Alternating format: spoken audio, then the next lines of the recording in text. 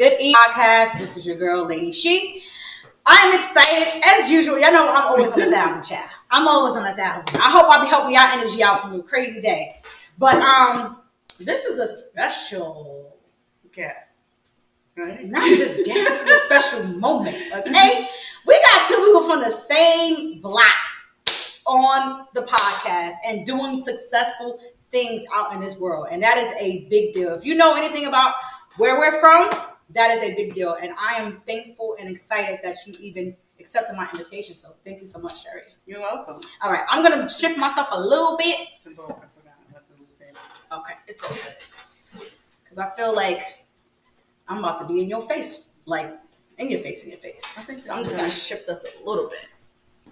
But tonight, I'm with my sixth SHERO of the Hot Mic with Lady She podcast series. She is my SHERO.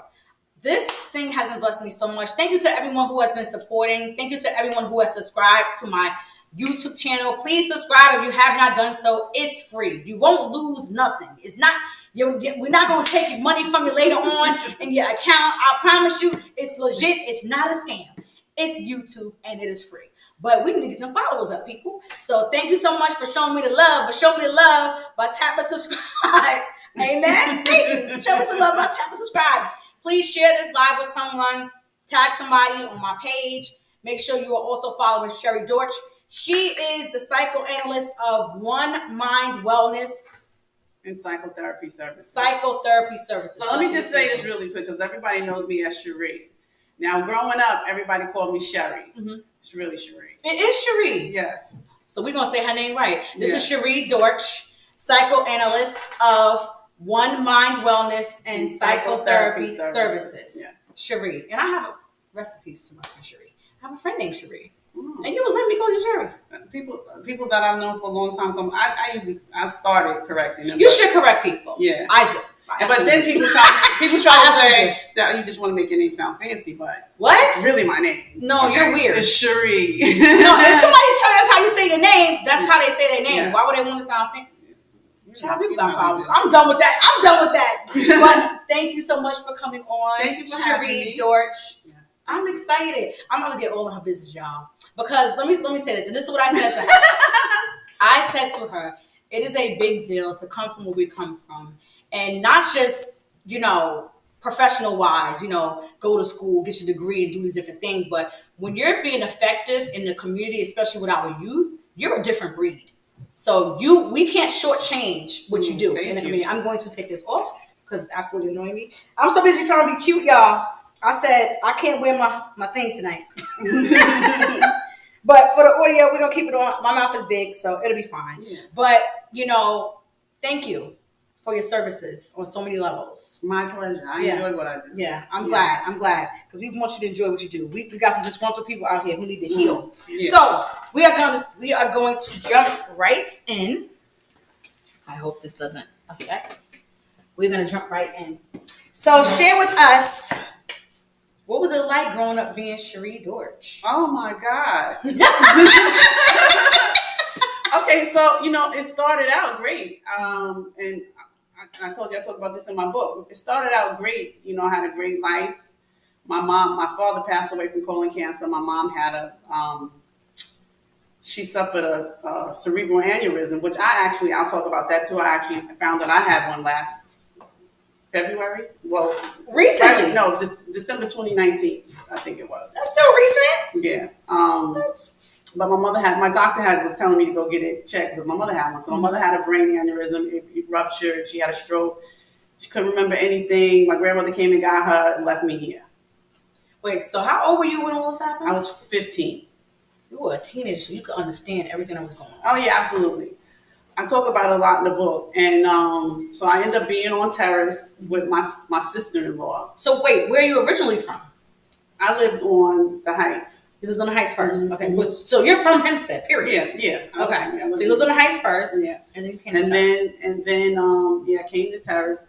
I lived on the hills when my mother got sick. Okay. And that's different areas in Hempstead where we grew up. I gotta always explain that. I think they get it now. I'm like, so how Hempstead is set up, where the park is Parkside. Yes. Parkside is inside of the hills. Right. You know, the Heights is over where what is it, Fulton and all that is. Jackson, over there, down yonder. So and Terrace Terrace is the Heights, entity. Hempstead Hills, yeah. So we lived on Terrace, and then I moved there with my sister-in-law. It was very difficult because I was thrown into an area that I kind of wasn't accustomed to. Well, first of all, let me just say this: the girls didn't like me. All right, sounds familiar. Really? So,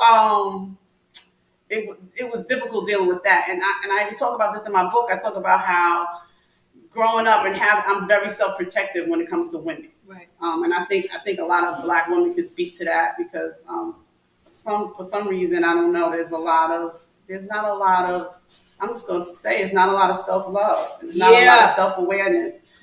So, and you know, I think that as Black women, we need to come together more. We don't enough. But anyway, it wasn't the greatest experience. I had my son when I was 18, and it was a struggle. It was a real struggle. So let me pull back a little bit. So you're raised on the Heights. On the Heights and the hills. Heights, between the Heights and the hills. She moved between the Heights and the hills as a child. Her dad passes away from colon cancer. How old were you then? I was an early teenager.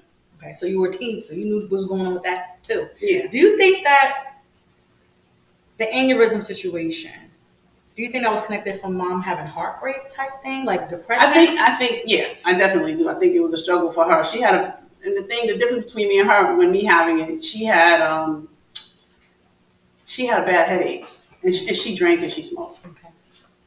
The cigarettes probably did it.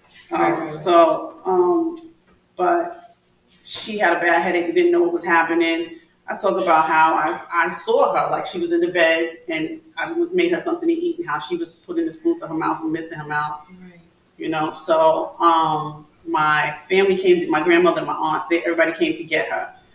But so I'm the fourth child. I was going to ask that. I'm the fourth child. Oh God, I'm telling you, y'all need to read the book. Yeah, let's go. The story is to be sold, not told.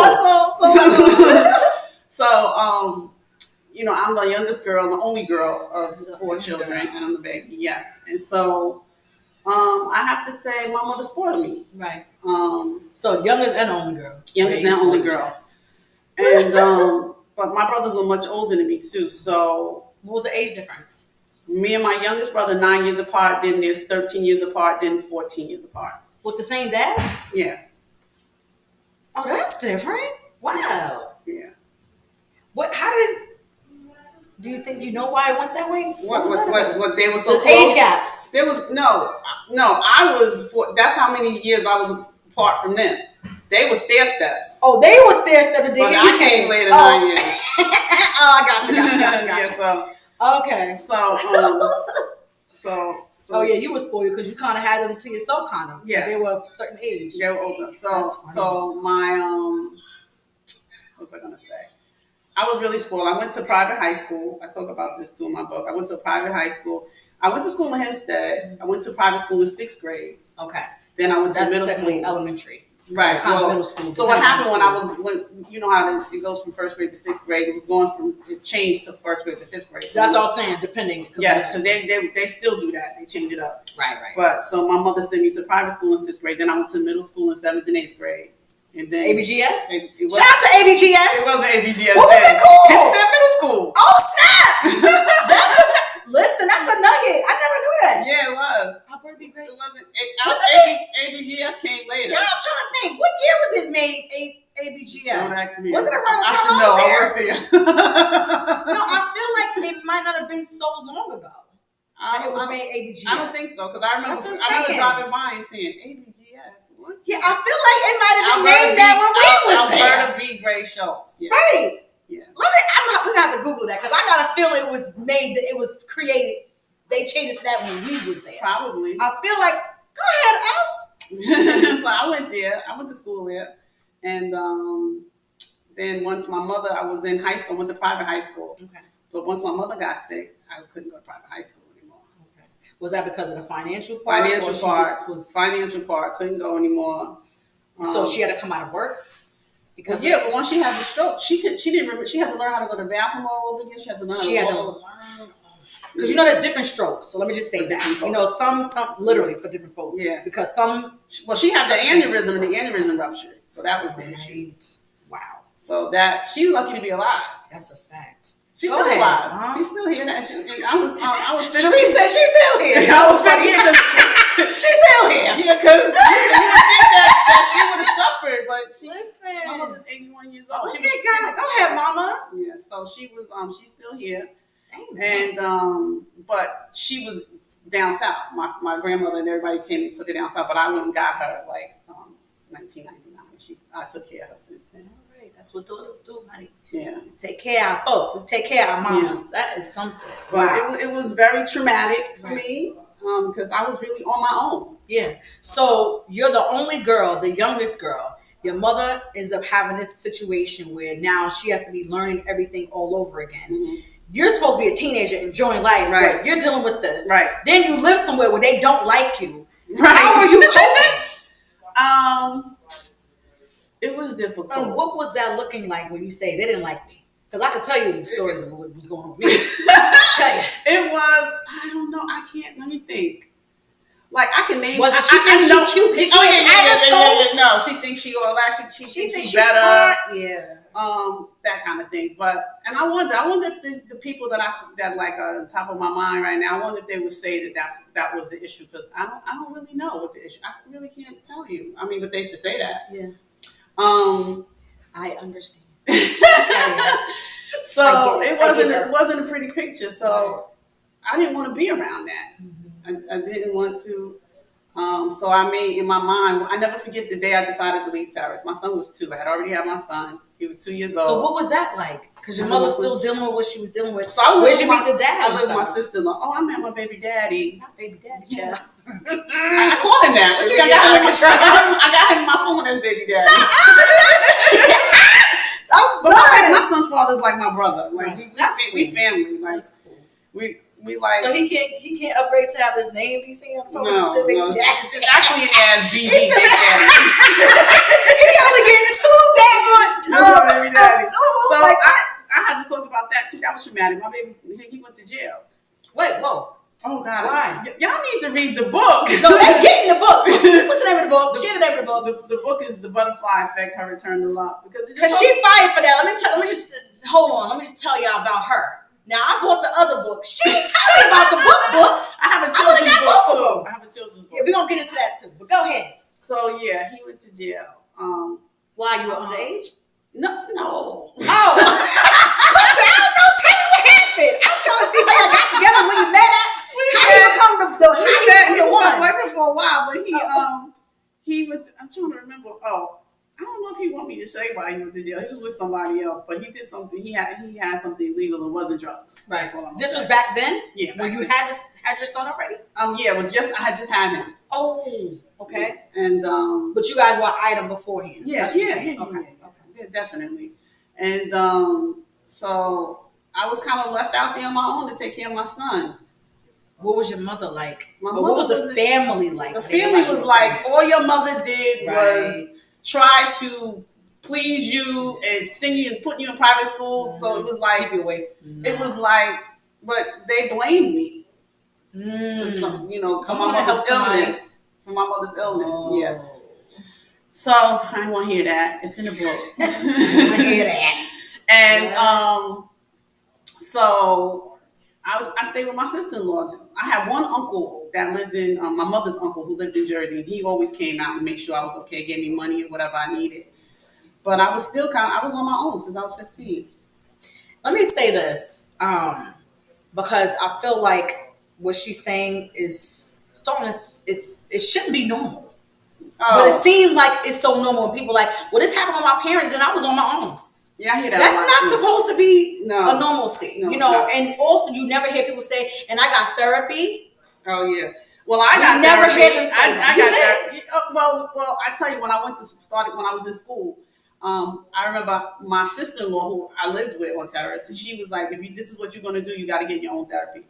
I love so. Go ahead, big sis. So I got in therapy, and my therapist, I remember Linda Ford is her name. She was like, I can't believe all this has happened and you've never been in therapy. See? Come on, Linda. Because Linda's like, yo, what? You can't be functioning this way. You're just existing. You're not living. And I was depressed for years. Right. And didn't function. Yeah, just functioning. And even when I told my son, I said I think I was depressed at that time. We were talking. I can't remember what we were talking about. He said, "Yeah, I can see that." But you're just getting it done. So at the point, what's the line we black women say? Doing what we gotta do. And right. We gotta get past that. Right. But the thing was, when I left Terrace, that's when everything turned around for me. All right, go into that. So I remember coming home, and you know how the block used to be. Explain to them what the block everybody, used to be like. You come on the block, it's like millions of people outside. And at this time, it was in the 80s, so it was the crack era. Right. And there were drug dealers up and down the street, shootings. Yeah. Police were shooting people. Yeah. There were people from everywhere. Now, this is Long Island, Hempstead, and there were people from Brooklyn, the Bronx, Queens. They was coming here to make do money. The whole thing and make money and make it worse. Right, basically. So one day I came, you remember Mike Floyd? Of course. Rest in peace, Mike. Yes. Shout out to Mike. Yeah. I came home, I was getting out of the car with my son, and they was telling me that somebody had just tried to shoot him. Wow. I said, okay, no, we can't. That was the day I was like, I can't have my son around this. Millions of people outside. I just felt that. Millions of people outside. So from there, it became rough because it became a homelessness situation. Right, because where we going? Yeah, I moved, we rented a room somewhere. Now, mind you, I'm like 19 to 20. Rented a room somewhere, they moved out of that house, had to find, it was just a lot of back and forth. Did you finish school? No. Okay, that's another thing. Let me go back. Because I share this, and I share this with the kids at my school. So what happened was I had to leave the school. I went to summer school. Okay. I registered myself into summer school. There was just something in me that knew, like, you got to go to school. You got to do something different. Come on. So I don't know what even when I got into therapy, my therapist would say, what made you? I don't know. There was just something like, you got to finish school. Went to school, went to Hempstead High School, and I never forget, they were like, why are you here? Who's others? The teachers. When I was because I was doing my work, and they were like, you were doing so well. Why are you in summer school? And they, matter of fact, they were doing. They didn't know you had a kid? No, I didn't have a kid yet. This is before I had my son. So I had my son when I was 18. You were having trouble with school. Well, no. When my mother got sick, I couldn't stay in the private school, so I had to go to public school. But I had to go why you here? As in why you in the school? You don't belong because you're smart. Yeah, right. You're that's what I'm saying. Why are you here? Okay, I got you. Like so, snap. So I went. They were a year behind me. So what I was doing in summer school, I had done the year before. Got you. Went to summer school. Did I hear that part? Yeah. I had done the year, even the books. I know. Because we've had people come on from Hempstead. It was like, when I got to college, I thought I was all smart, and we were behind. Yeah. They were a year behind. It happened to me. They were a year behind me. So what I did was I went to school. I finished summer school, and I had one more year of school. But what I did was I waited a year. I didn't go back to school. I was not going to Hempstead High. I'm sorry. No disrespect to Hempstead. I just was still Tigers for life. T4L, right? So I just wasn't going because I didn't want to be in that environment. You knew, I was like, no. So I went to a program where it was like a homeschool. But I had to be out of school for a year before I could get. And how did you find out about that? Oh God, I don't even remember. But it was at both. Was it a teacher?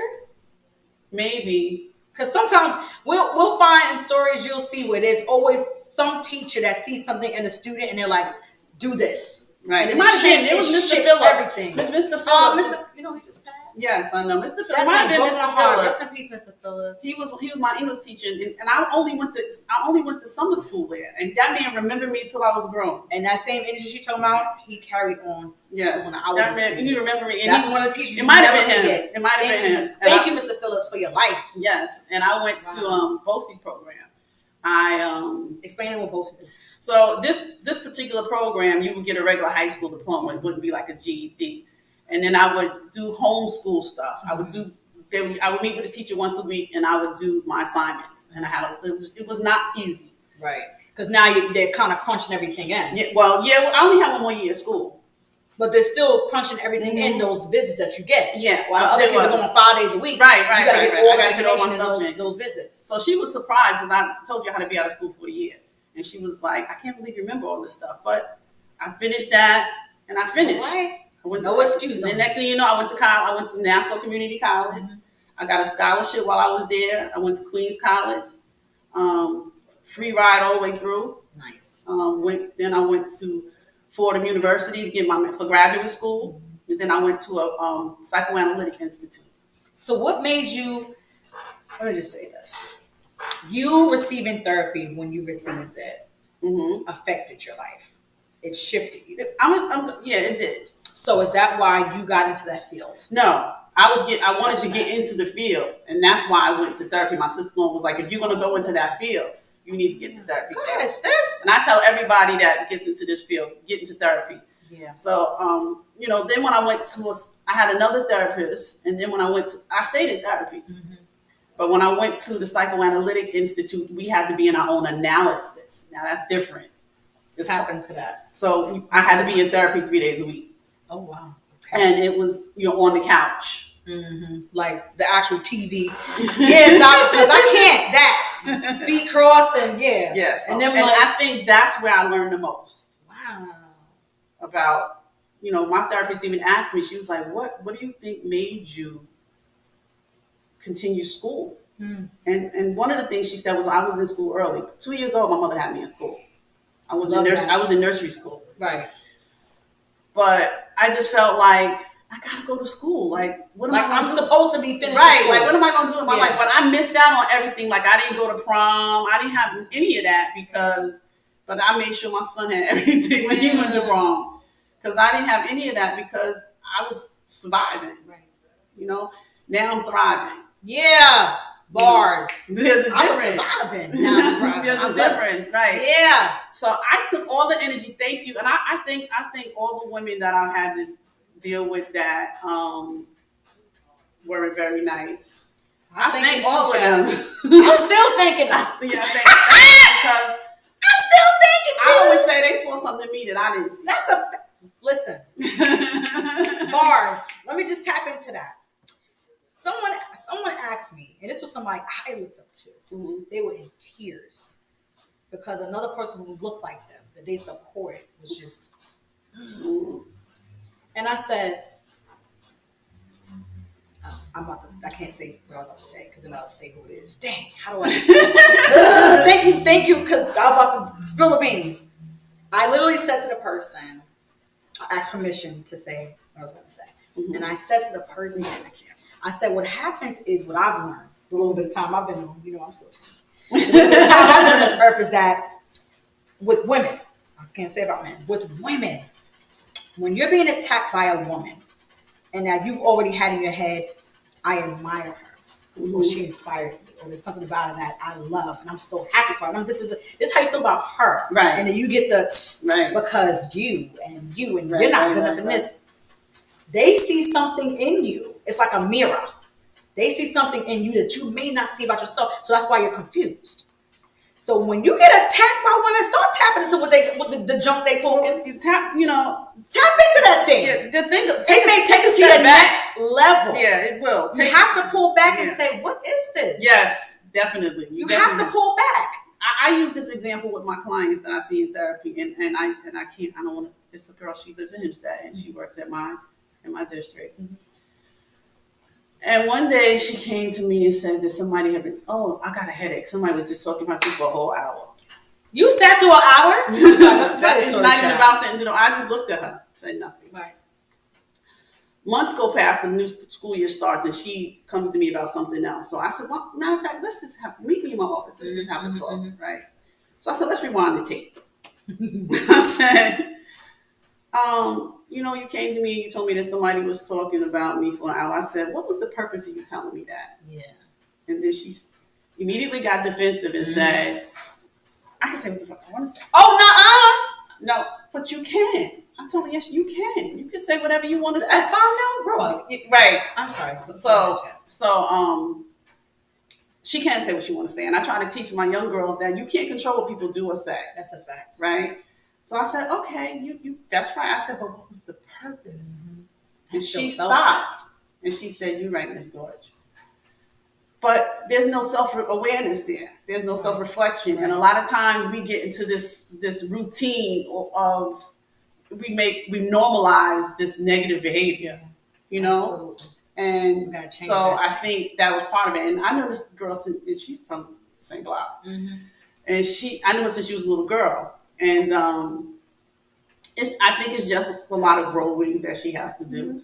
And I say that for most of the Black women. It's a lot of self-reflection. Self-evaluation. Yeah, absolutely. Because that's the kind of thing, like, why would you come tell me that? Like, did you want it to hurt my feelings? Right. Did you want me to be like, who said? I really don't care. And I made that very clear. I said, whatever you say, and this is to anybody, think about this. Y'all can sit around and talk about me all day, because I'm gonna go outside, I'm gonna get my nice car, I'm gonna drive to my nice house, I'm gonna go to my nice refrigerator, I'm gonna eat my nice food, I'm gonna get my nice bag. Nothing is gonna change for me. Nothing is gonna change for me. It's not taking anything away from me. That. And you're not gaining anything. No, you're not. So, I mean, and I think people have to get to that space to understand that, because there's so many of us who get offended and I don't like her, and that B said this, and listen. Isn't it exhausting? It has to be exhausting. It has to be. That's how I feel. Yeah. Like, it has to be exhausting to wake up and purposefully have certain people on your mind and doing all this and having little chats and hours a long daggone time to be ingesting negative things about someone. And you're entertaining. And about someone that you talk to. Right. You're kind of weird. But I'm looking at that person as, like, she has a lot of growing to do. And maybe she doesn't have, people around her. I was going to ask you about that. That's important. How important, I ask the same question every person, because I want people to get how vital your surroundings are. Yeah. How important is your environment connected to your purpose? Well, very important. Through my growth, like, every day I'm like, well, allow me to reintroduce myself, because as I grow, I change. Yeah. And my circle changes.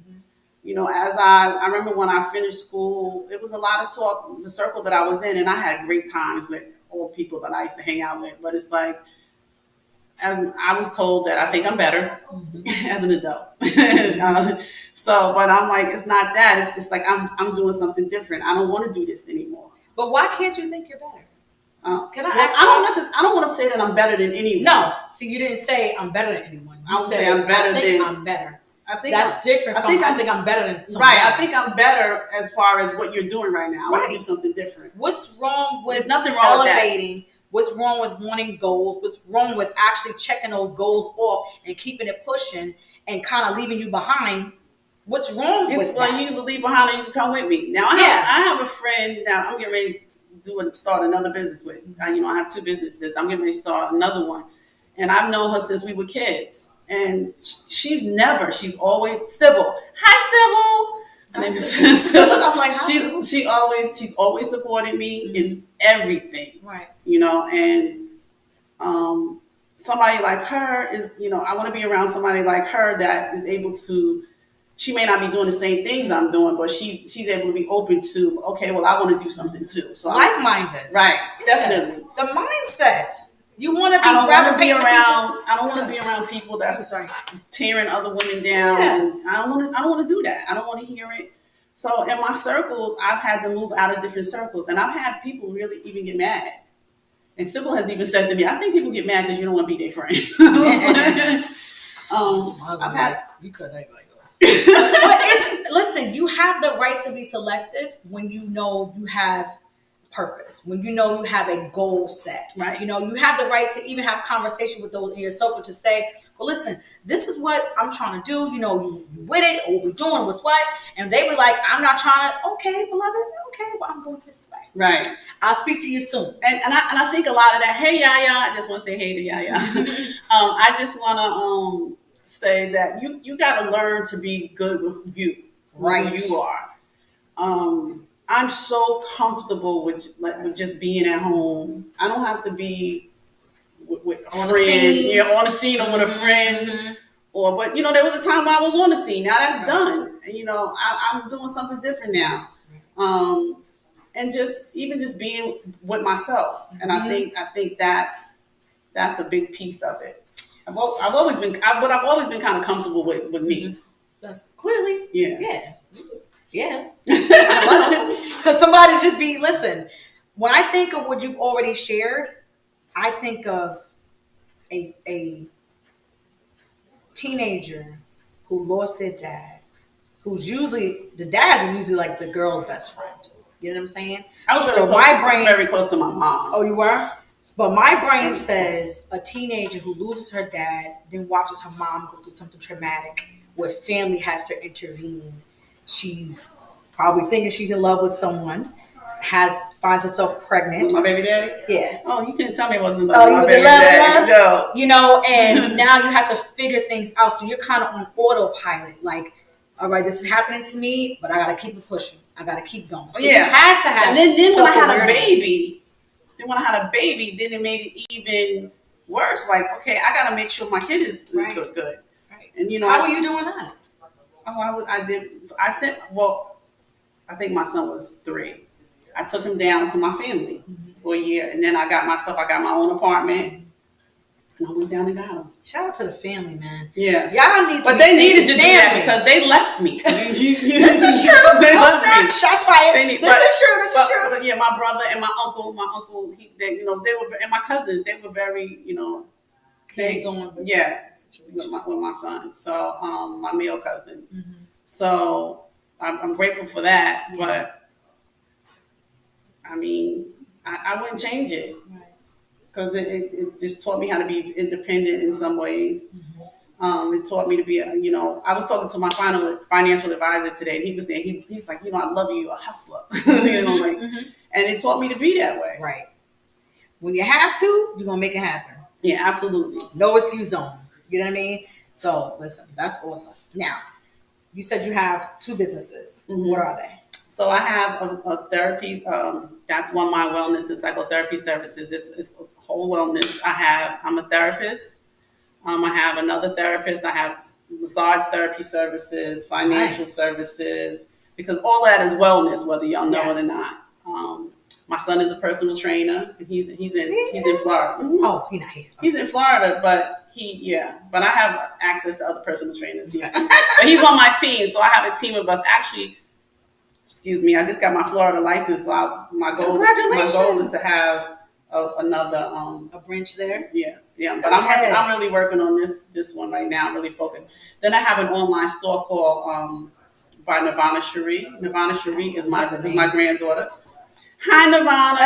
She loved that little one. Yes, she loved that. Everybody know I love Nirvana. Yeah. Right. So cute. It's by Nirvana Cherie, and it's on Shopify. Awesome. So you could subscribe to wellness boxes. Ooh, I like that idea. And I sell my books on there, a few other things. I haven't really been focused on that as much because I'm really been focused on my practice. My practice is really doing great. Go ahead. I'm hiring some more therapists. That's awesome. So I need to hurry up and get so I could be at work for her. No, I'm just kidding. That's so amazing. So yeah, I mean, and it's really, I do an emotional intelligence workshop. With that, I'm pushing now. I have one of my other therapists that works with me. What's that? Emotional Emotional intelligence. It's basically what we're talking about right now. It's basically it's self-awareness. It's being able to manage and control your own emotions. It's being able to be in a situation and be able to be in control of yourself.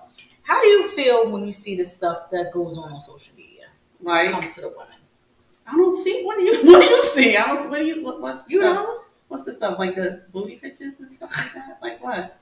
I mean, you'll see like reels where females are literally like, so I come to the table. I am the table. I don't have to work. I don't have to do this. I don't have to do that. He needs to have this. He needs to have that. When it comes to like relationships and stuff. When you think about the mindset of the women.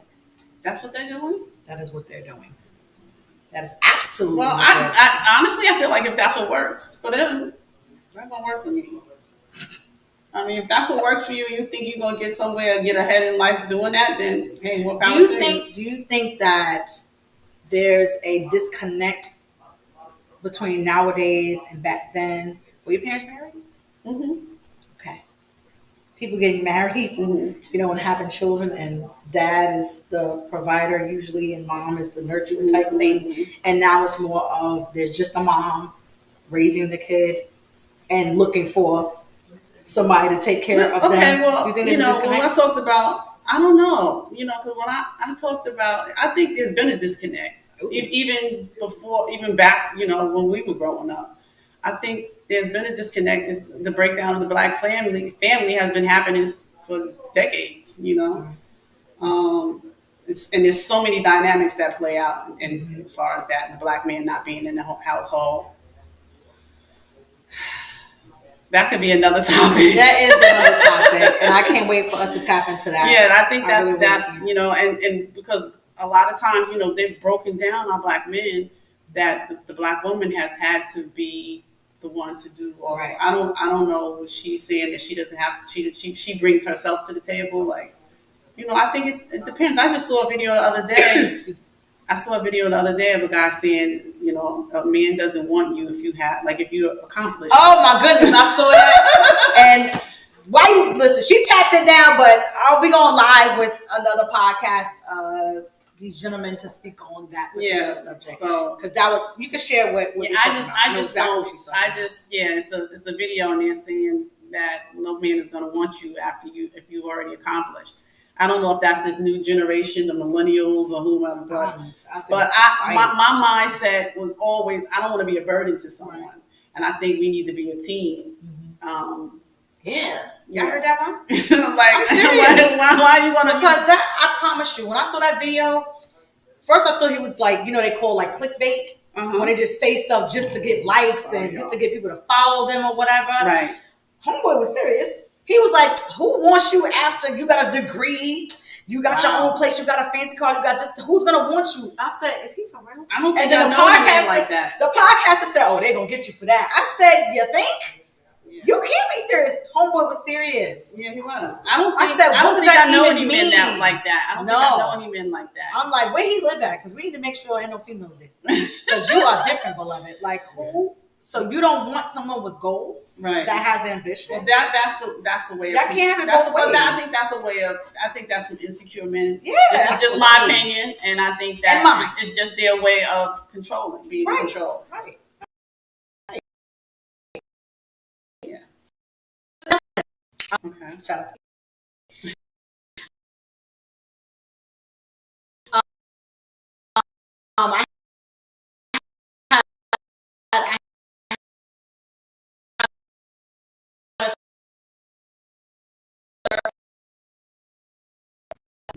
No, I don't. Oh, snap. I was like, wait, what do I do now? Like, wait a minute. Now, I'm aware that sometimes women like that don't allow. Once she brought it to my awareness, I said, "Ooh, okay. So now I got to learn how to allow that. Well, what does that look like? How do I pull back Shanice, who's always took care of herself, you know what I'm saying, and ask somebody for nothing because I do for myself. I had a kid, I took care of child. So how do I allow a man to be like, oh no, I got that. What did you do? I'm doing it. Hi, babe. I'm doing it. I had to learn. I had to, and it was a daily thing. What's that thing up there? It was a daily thing. I'm not sure, but we're good. Okay. It was a daily thing where I'm like, okay, you're doing it again, child. Like, he's trying to do this. This is your prayers, you know. Live in it. Even ask questions. Mm-hmm. If you don't know something, ask a question. There's nothing wrong with that. Right. That's not a weakness. Right. It's actually a strength. Right. That you want to understand, especially why you respond a certain way about certain things. And especially even when you're in, you got to communicate. Even when you're, you know, so I think. What about that? Because I find that people don't know they have communication problems. Oh, because okay, so let me just say this. I'm gonna start because this is really on the emotional intelligence side. Is that we all have this blueprint, right, mm-hmm. of how we handle different things, how we see the world, mm-hmm. and we just go through life not even checking it. Like, you know, we just go through life doing what we do. It's the same thing as how people respond to certain things. Like we were talking about the women, like a lot of those girls that we knew growing up, they're women and they're still the same. That's a fact. They still act the same, right? That's a fact. So it's like we have this blueprint and everything, it gets normalized. We don't check it to say, okay, is this something I need to change? Is this working for me? Mm-hmm. We don't do that. And sometimes in therapy, you can do that. I'll even suggest a self-help book. You can do that, you know, if you don't want to go to therapy. Right. But I think but for yourself. Yeah, but people, especially if you are surrounded by people who are not trying to grow. It's the surroundings. It's the surroundings. I mean, I can't say that enough. Be mindful of your surroundings. Be mindful of your environment. Mindful of the people. You will. Like I always, because I like to listen to stories and stuff. And a lot of the stories you will hear, people that are so-called successful or, influencers or whatever the case may be, I feel like most of them have a time where somebody tried to make them feel like it was a bad thing to do better. Or like some people think you're better. I want more. Some people feel guilty about it. Like, I feel guilty sometimes when somebody comes to me and they want to have one up on me. Like, because I know I know what that's about. You got this kind of car, or I got this in the garage. I feel guilty. I felt guilty, I should say. I don't feel guilty now, but I felt guilty. Like, oh God, they feel like they gotta tell me that. Like, you don't gotta tell me that. I don't really care what kind of, but they care. They care. So, and then sometimes people feel guilty about leaving the hood, right? Or they feel you're a sellout if you leave, but. You gotta want something more for your life. Yeah. I think if I didn't want something more, I probably, I deem myself as being successful. I would never think I would have a business that I have now. Like, I wanted to have a private practice. I started out with seeing people 1 day a week. The next thing you know, I was seeing people 2 days a week. The next thing you know, now I have a waiting list. Look at that. Come on in here. She must have moved though. I'm hiring, more therapists because I need people to see people in therapy. But you know what I'm loving though? That shows that people are catching it. Yes. Especially with the pandemic. I was booming in the pandemic. The first year of people are catching it. That therapy coronavirus. Is essential.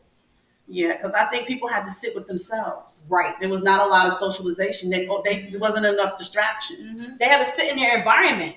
And be like, this is what's been going on. Because when you hustle and bustle, so you don't always pay attention. Let's just be real. You're too many distractions. Yeah. So much outside noise.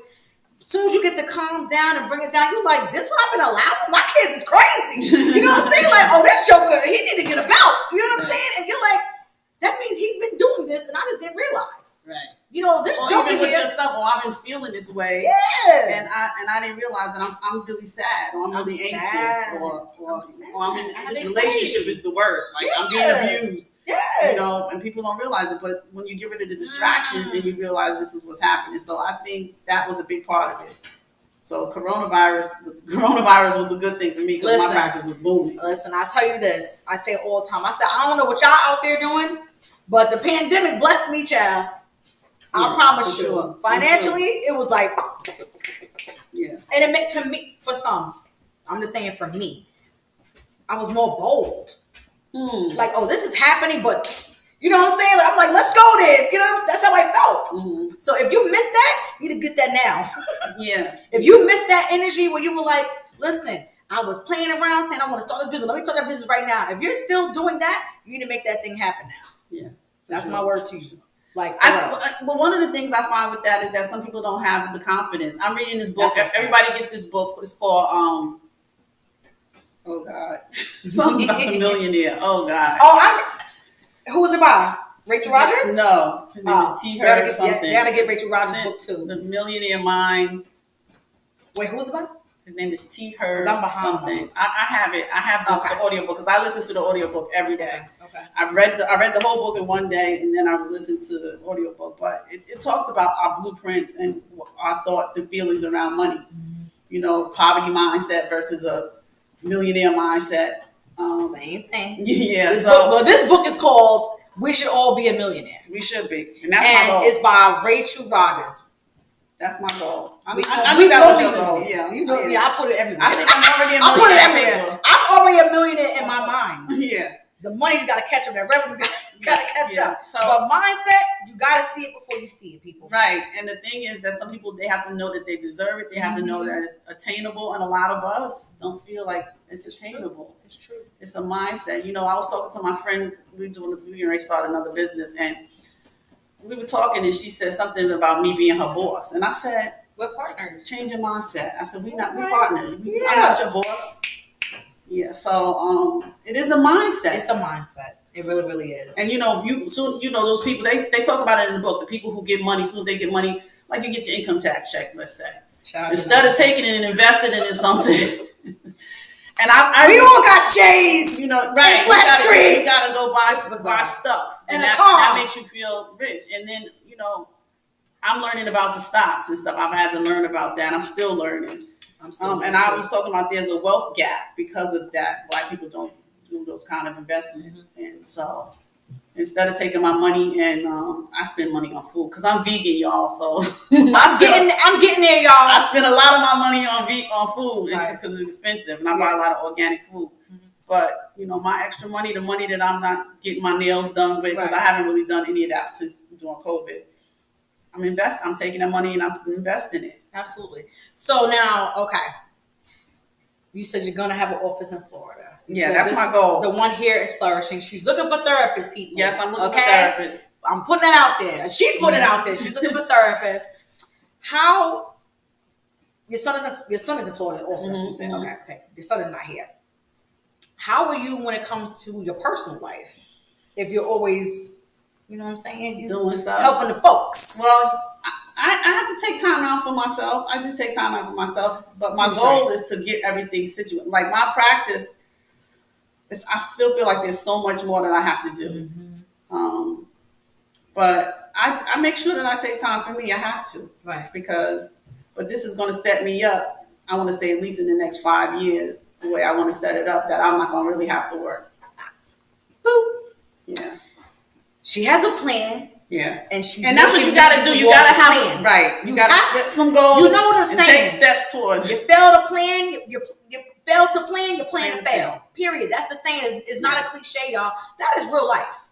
If you don't plan it out, if you don't see it, you don't write it down, if you don't see the vision board or whatever, you're not going to make no moves towards that thing. You're going to be mad that the next person did it, and then you're going to be saying stupid stuff like, yeah, I was just sitting for an hour, so I was talking about you. You could have been doing your goals. That's a waste of time. Exactly. You understand what I'm saying? You could have been knocking on goals. You could have been setting up your website. You could have been seeing about material for that fashion, fashion thing. Absolutely. Listen, you could have started a podcast.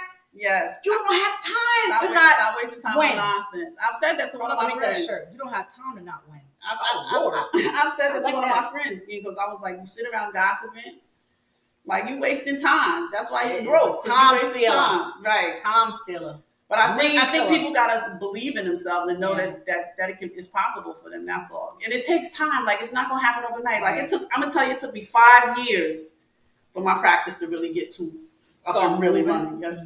Were you scared? Listen, let me tell y'all, I worked in a mental health clinic. While I was working in the police department, I worked in a mental health clinic part-time for 10 years. What was that like?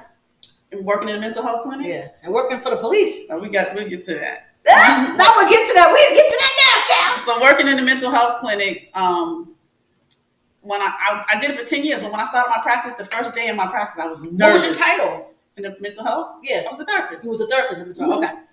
And when I started my practice, the first day, I'm nervous. I'm like, why am I nervous? I've been doing this already. Yeah. But because it was mine. Right. Boom. But I just, so now I'm used to it and I can continue to do a lot of different businesses. I have, I was doing some case management. I have people doing case management and mental health in a homeless shelter. Oh, that's cool. Yeah. Very cool. But the police department is another story. So I worked there. I was going to school through the whole time I worked there. I started working there when I was 23. You went to school for 10 years? Yeah, probably. Well, yeah. Yeah. That was funny. Yes, I was in school for a very long time. And so working there, I loved it for the first maybe 10 years working in the police department. Wait, how long were you there? 22. Wow. I worked there. I loved it for the first 10 years, but then unfortunately, and I hate to say this, when a lot of people who look like us started coming, it changed. So what do you think made it shift? Jealousy? Because let me say this. The gossipy stuff. People like Cherie. I want to say myself, and they're going to think I'm just being ridiculous. I say people like Cherie, when they have a story like she has, her grown-up situation and her overcoming everything that came to her, it will breed jealousy. But it don't have to be anything you've done. People didn't know my story. No, I'm just saying in general. There's an energy that comes with your story. What do you mean? Says that.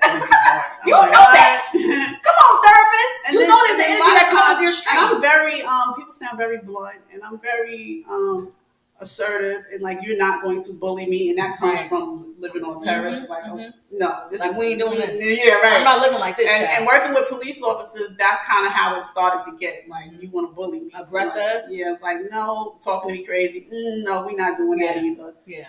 Wow. Yelling and screaming, so it was pretty decent until my last couple of years there. That's what made me want to leave. Okay. I gained a sergeant who became my supervisor. And she said SHE, y'all. Was married to, not a shocker. She was married to one of my friends' now husband. Oh, so she's no longer married. Right. She no longer. So one of my friends married her ex-husband. Okay. And that just kind of happened? No. Well, he was a police officer too, and I introduced him to my friend. Oh, snap. I think she knew that I introduced him, but they were divorced when I introduced them. Oh, okay. So they got married, and me and her was still cool, but then when she became my supervisor, it changed. She was like, oh, I got her now. Yeah. Oh, help us. It just wasn't a good look. It just wasn't a good look. She was very verbally abusive, and I used to just sit there and be like, what is that, y'all? I really want to, I'm not even being funny right now because I watched it and it was hurtful. I know, how things go on, but it's still affecting when you physically see it. Right. It was hurtful to me because I didn't get it. I'm like, all of you are amazing. Why are you making it your business to tear this girl down? Yeah. Her mama looked like your mama. Right. Do you understand what I'm saying? Yeah, absolutely. Yeah. You're at the top. All of you are at the top. Why are you trying to make her feel like she don't belong there with you? Something's there. What is it? That has something to do with them. And I think self-esteem at that point, well, first of all, I feel like Black women I can't speak for any other woman because I'm a Black woman. I'm Black woman life. Right. So I feel like Black women, I think there could be a lot of self-esteem issues there.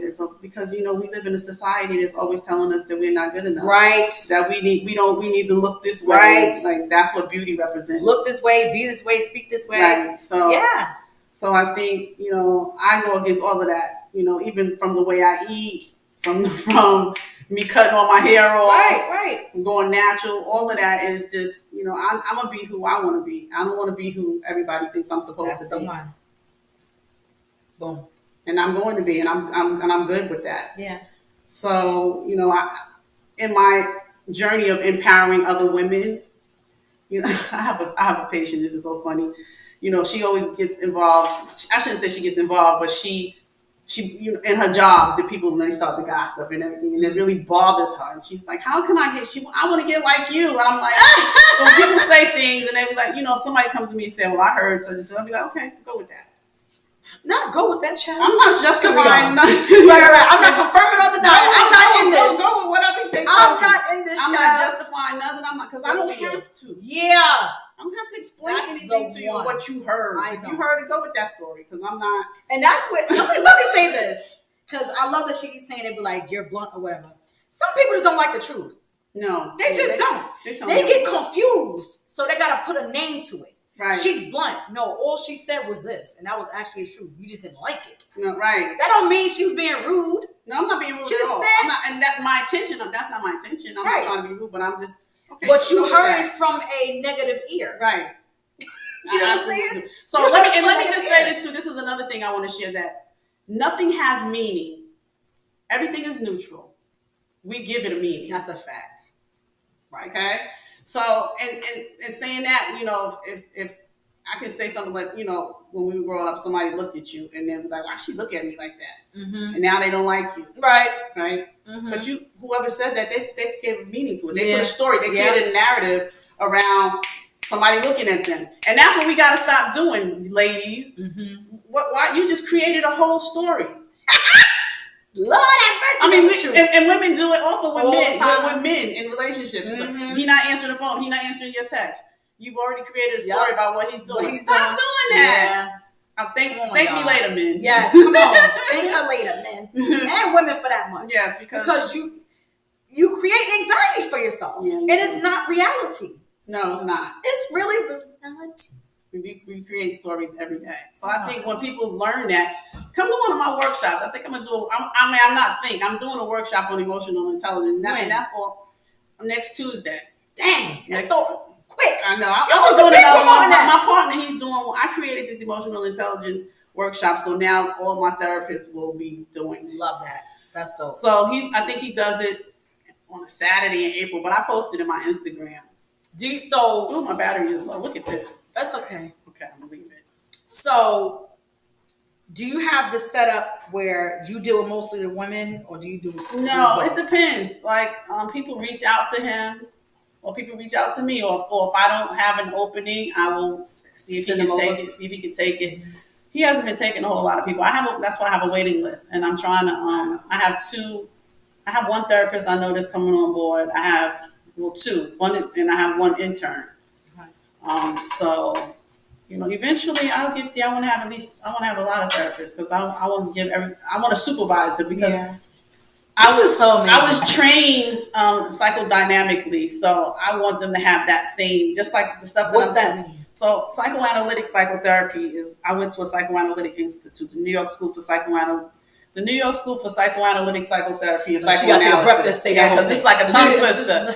So I went and it's really about human development. You learn about human development in the unconscious. All the stuff that I talked about is how everything is neutral. That's something you learn. You learn about dreams, the inner world, My dreams. So it's really about a person's inner world, because the inner world is a reflection of the outer world. Mm-hmm. So this is just to say, if you don't have anything, tap it. Yeah, you can tap it. Is it an iPhone? Mm-hmm. Yes. Listen. I'm gonna get you a tap the live. Okay. So that's where you learn like the meat. Yes. Of what you do. That's the real meat of I always say, for people who didn't go to who didn't learn what I've learned, I don't see how they could do therapy, because they're just putting a Band-Aid on it.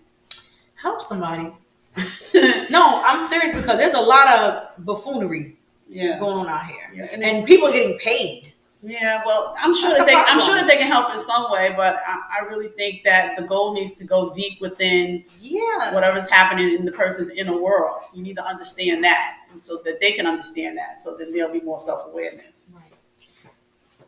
Share with us a traumatic situation where you're like, this is why I do what I do. Traumatic. I think that whole my mother getting sick was traumatic. Mm-hmm. I was on my own with nothing. Like, there were people in place, but I tell you, when people feel like you need them, they treat you different. Say that one. So, yikes. And I even had one lady. She was a police officer too. She, I remember her telling me, like, my mother's gone now. Like it was like my mother was dead. It was really like my mother's gone now. So like her whole attitude toward me changed. Like, my brothers used to say that she was jealous of me. Now I didn't mention this about my brother, but my brothers was on drugs, on heroin, and they passed away. So that's all traumatic for me. I'm traumatized. What? So I had a lot of losses. Yeah. And then when I did get into therapy, she brought that up, and I was like, oh, like I wasn't even, because you were just functioning. I'm telling you, you were just functioning. You were not alive, and I'm trying to help somebody understand that. I know you think you're getting it done. I'm trying to I'm this. Yeah. You are broken, right, and you need to pull back a little bit and get through those layers, right, so you can heal. Yeah, that's exactly what happened. You need to heal. So I was in my own therapy for years. And listen, I'm grateful. It says this poor connection. I'm grateful that I was able to get in therapy. That I'm an advocate for therapy, because it was just things that I had to see within myself that was happening. That was the reason why things outside of me was happening. Right. I'm trying to see if I can give an example of something that because I talk about it in my book. I was even like, I always felt like I had to defend myself. Mm-hmm. Mm-hmm. And that came from the experiences with the girls early on.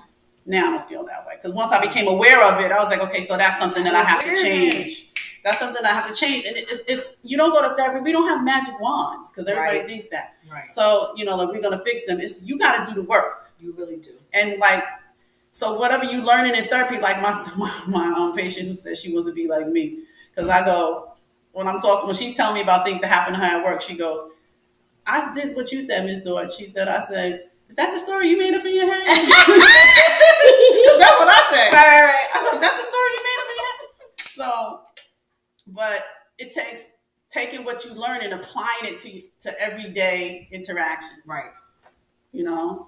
And that's a daily thing. That's a thing where you have to make up your mind, like, I'm aware that I have some stuff going on. Mm-hmm. And I have to be okay with understanding it's not going to happen overnight. Right. And everybody around me is not going to understand it. Everybody around me is not going to even respect it. You know what I'm saying? You're going to have to be telling people, because I'm in therapy and they might make jokes. And you have to be like, they will. It's all good. I'm in therapy still. I'm learning who I am and I'm liking who I am. I promise you.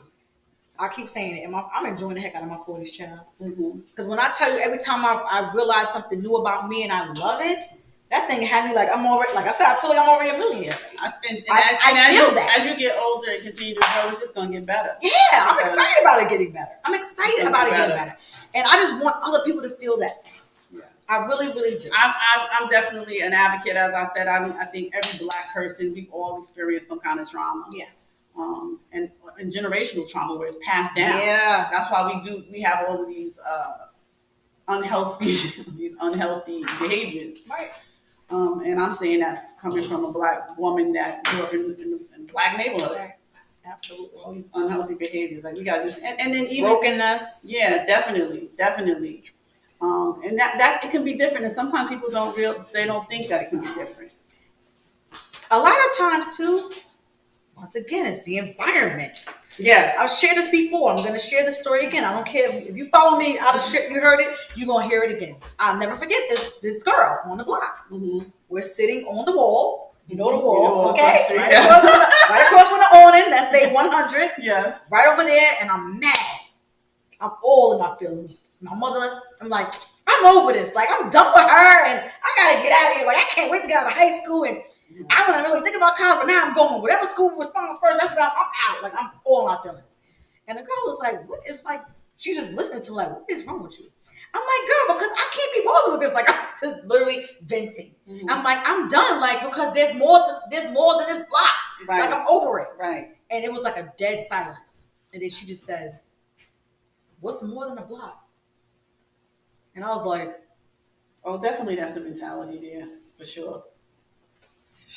I used to say more than a block. I used to say that. And guess what? She's still attached to the block. Yes. I used to say that they don't go anywhere outside. But I feel that way about some people in Hempstead. Oh, absolutely. I feel like everything is Hempstead. Yeah, absolutely. And there's nothing wrong with that. If you're progressing and you're making a difference in things, cool, whatever. But if you're just, there's more than a block. Right. You know what I'm saying? I'm going to say those words. Wow. There's more than the block. And she was looking like, child, like, we good. I'm like, we are not good. But you know what I'm saying? Like, and then there's no progression. Like, you have to want to do something more. Right. And I was lucky that when I was there, because I went to a private high school, I had friends that from other you were exposed areas. to different things. Yeah, and I just came to that conclusion today because I was like, yeah, I did. I was like, so what made someone? I think who was asking me what made you do something different, like than stay there and do the same things? And I was like, I think because I had to think about it. I was like, I was exposed. Mm-hmm. First of all, my mother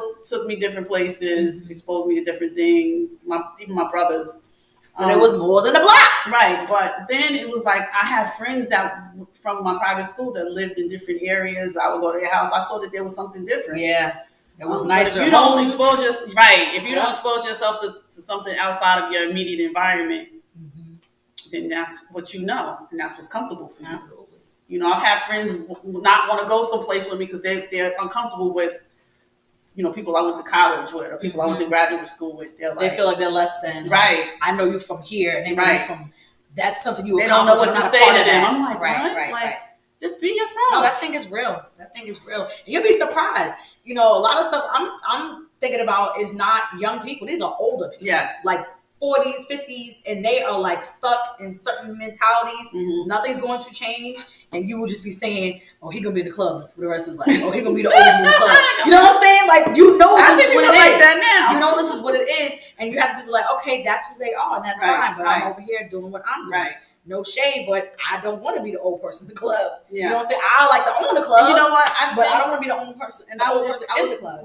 My son's dad. Me and him and my niece were just talking last week about this because we were talking about being in the club and how young we were being in the club. Because I had no supervision. I could do what I wanted. Right. We used to go to this club in Queens called an Encore, and he was like, y'all had no business being in the club. So through times of my life, I was bored with that. There'd be years I don't go to the club. Then I'll go to the club again for some couple of weeks because it would be like so now I'm at the place I'm bored with that. Right. I said the same thing on the last episode. I was like, I went to college and these girls are going crazy about these parties. I'm like, girl, I've been doing that. Right. Like I was just getting fat at school. I was depressed. Like God, these little funny looking little boys got child by.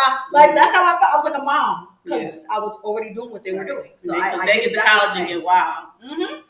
But yeah, I mean, it was an experience, and I'm just glad I'm where I am today. Yeah, I am too. Listen, mentally, emotionally, spiritually, financially, I'm just, I'm grateful. Yeah.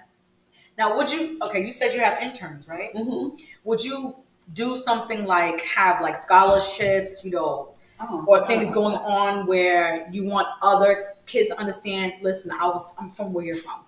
Well, we'll give you this, or we'll pay for your books. This was one of the reasons for that, to let people know people look like you. I'm from the same place you're from.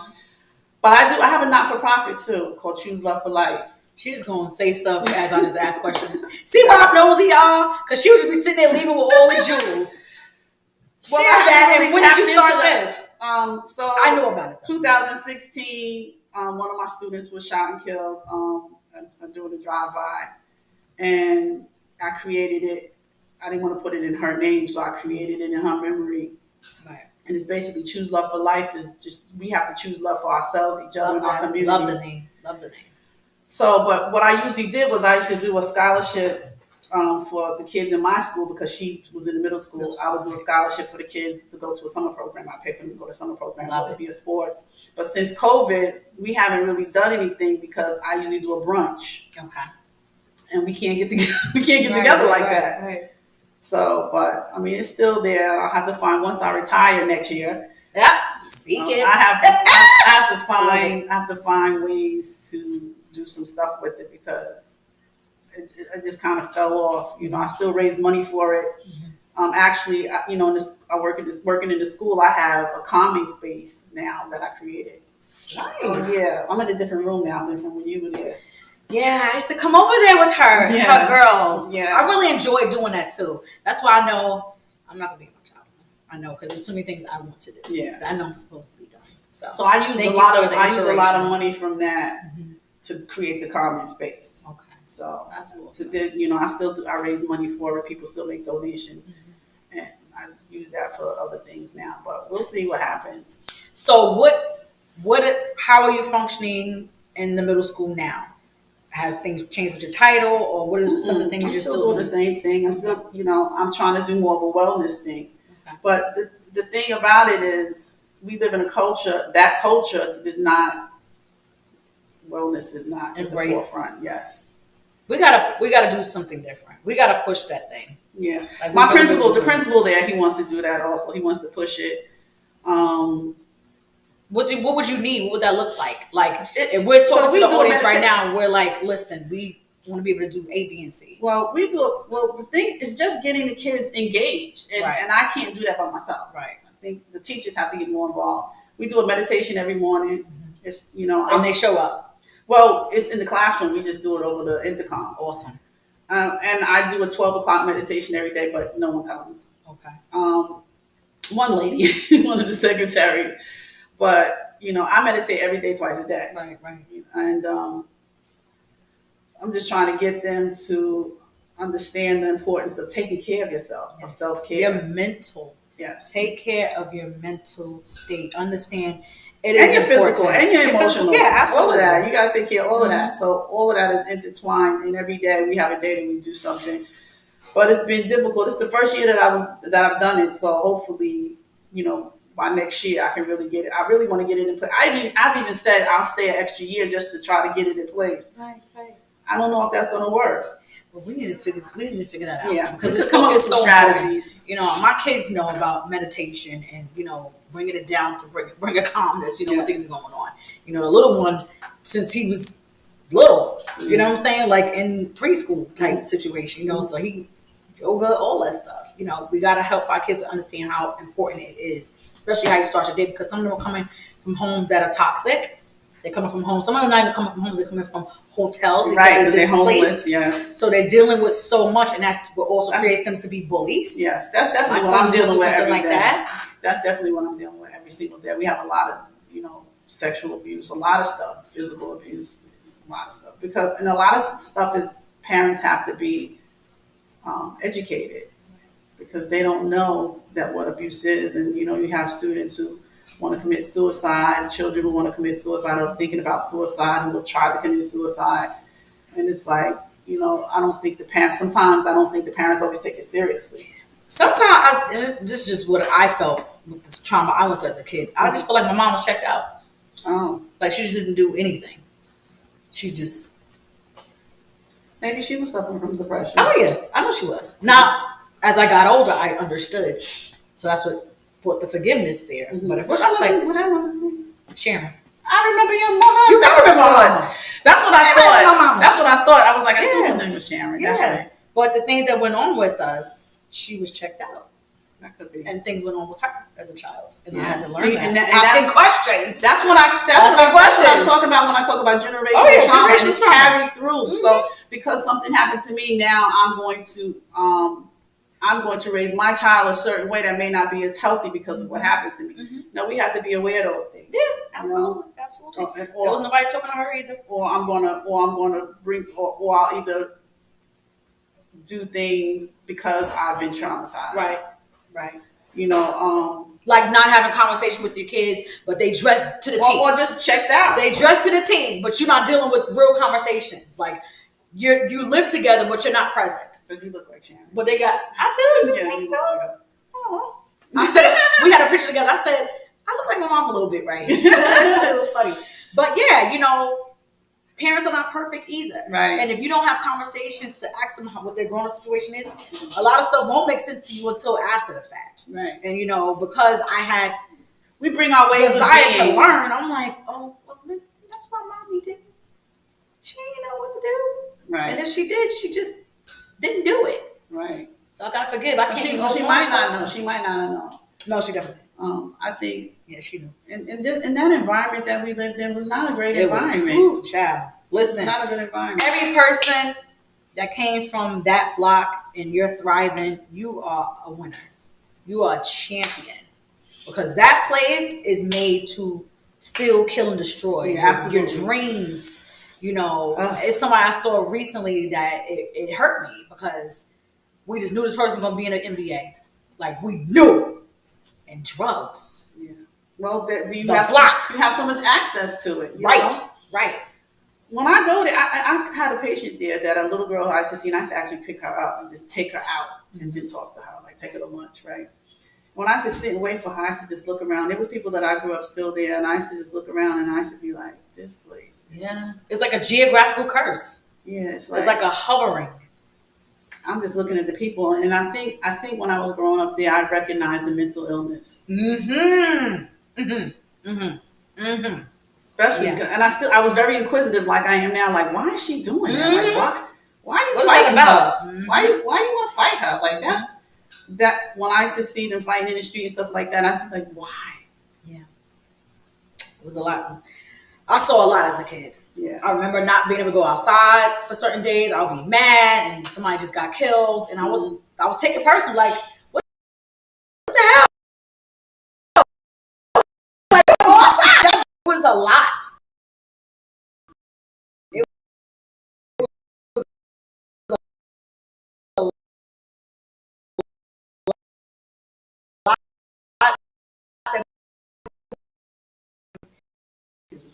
Yeah, we had a bunch of those back then. A bunch. And I remember, I'm going to say the name, but I remember one time, one of them, because they all could dress their behind off, honey. Mm-hmm. They could dress their behind off. You would never thought that was a man. Okay?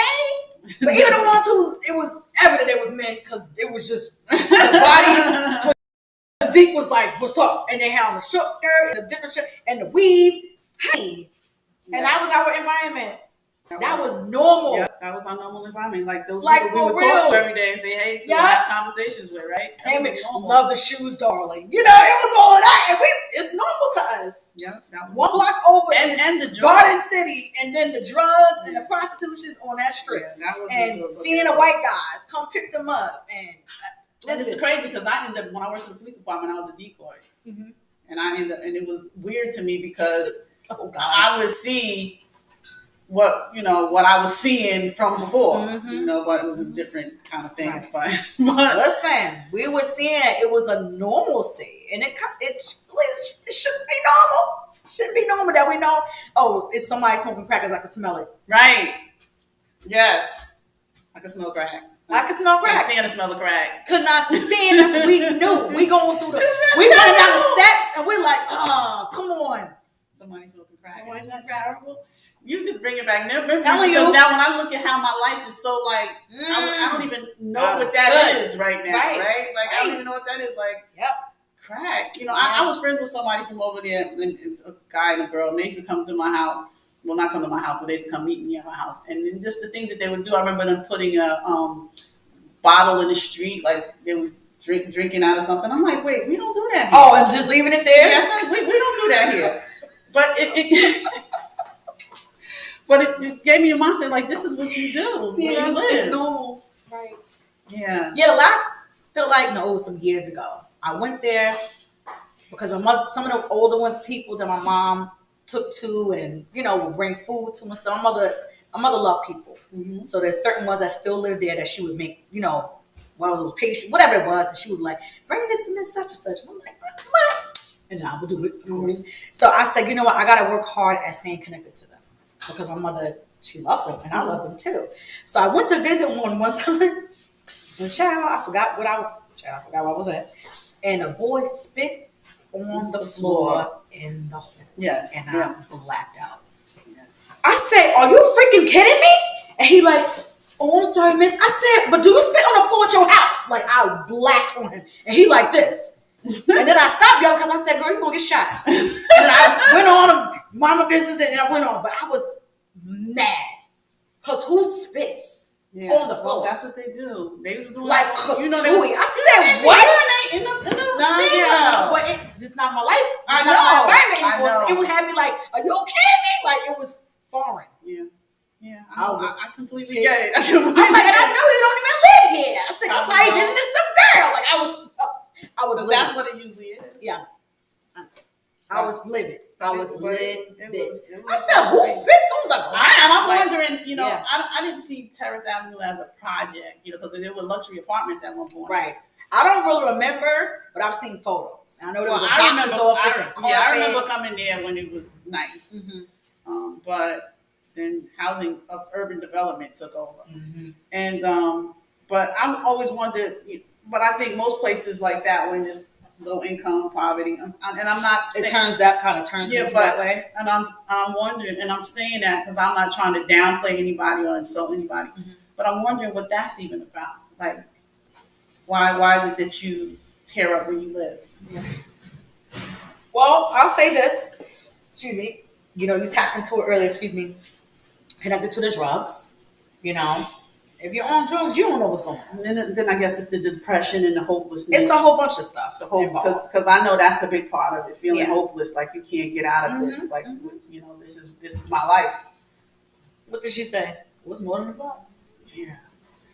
I'm just grateful that y'all. I'm so grateful that I was able to say this is not my life. She said this ain't giving. This ain't giving. Like, I got to go. I was like, no, I can't. I don't want to be around. Thank you to every girl who didn't like me and wanted to fight me, and I didn't want to be around you. Same thing. So I'll be like, I don't want to be around this. So same thing. As adults, Shanice, I still get that.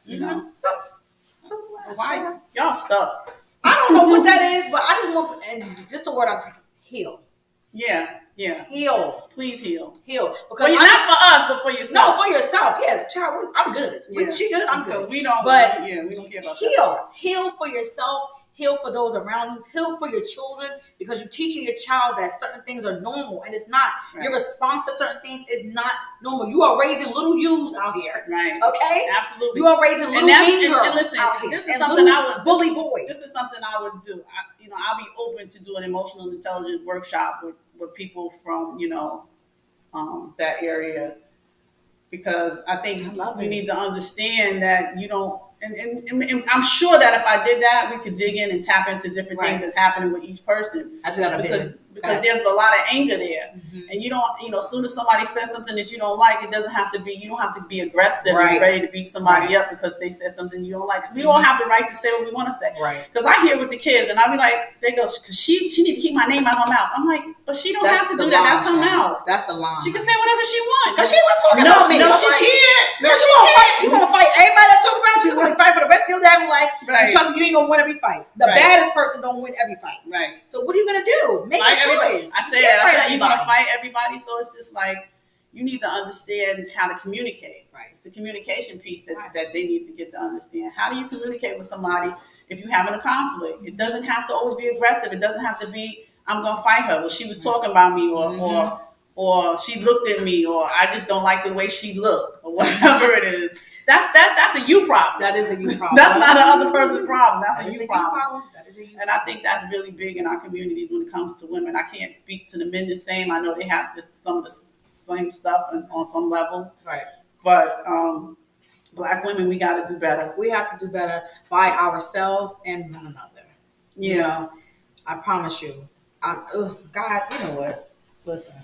Y'all heard what she said. We're going to have to take her up on that because, people really do need to heal. And it's hard when you see someone that has so much potential. But that energy, that negative is what's in the way, because no one has to deal with your nasty. Right. I don't. And nobody's going to. And that's and that's one of the things I talk about emotional intelligence is people are starting to look at that now when you go get jobs. That's a fact. They want to look at you. They on their social media. They're going to act. Even college.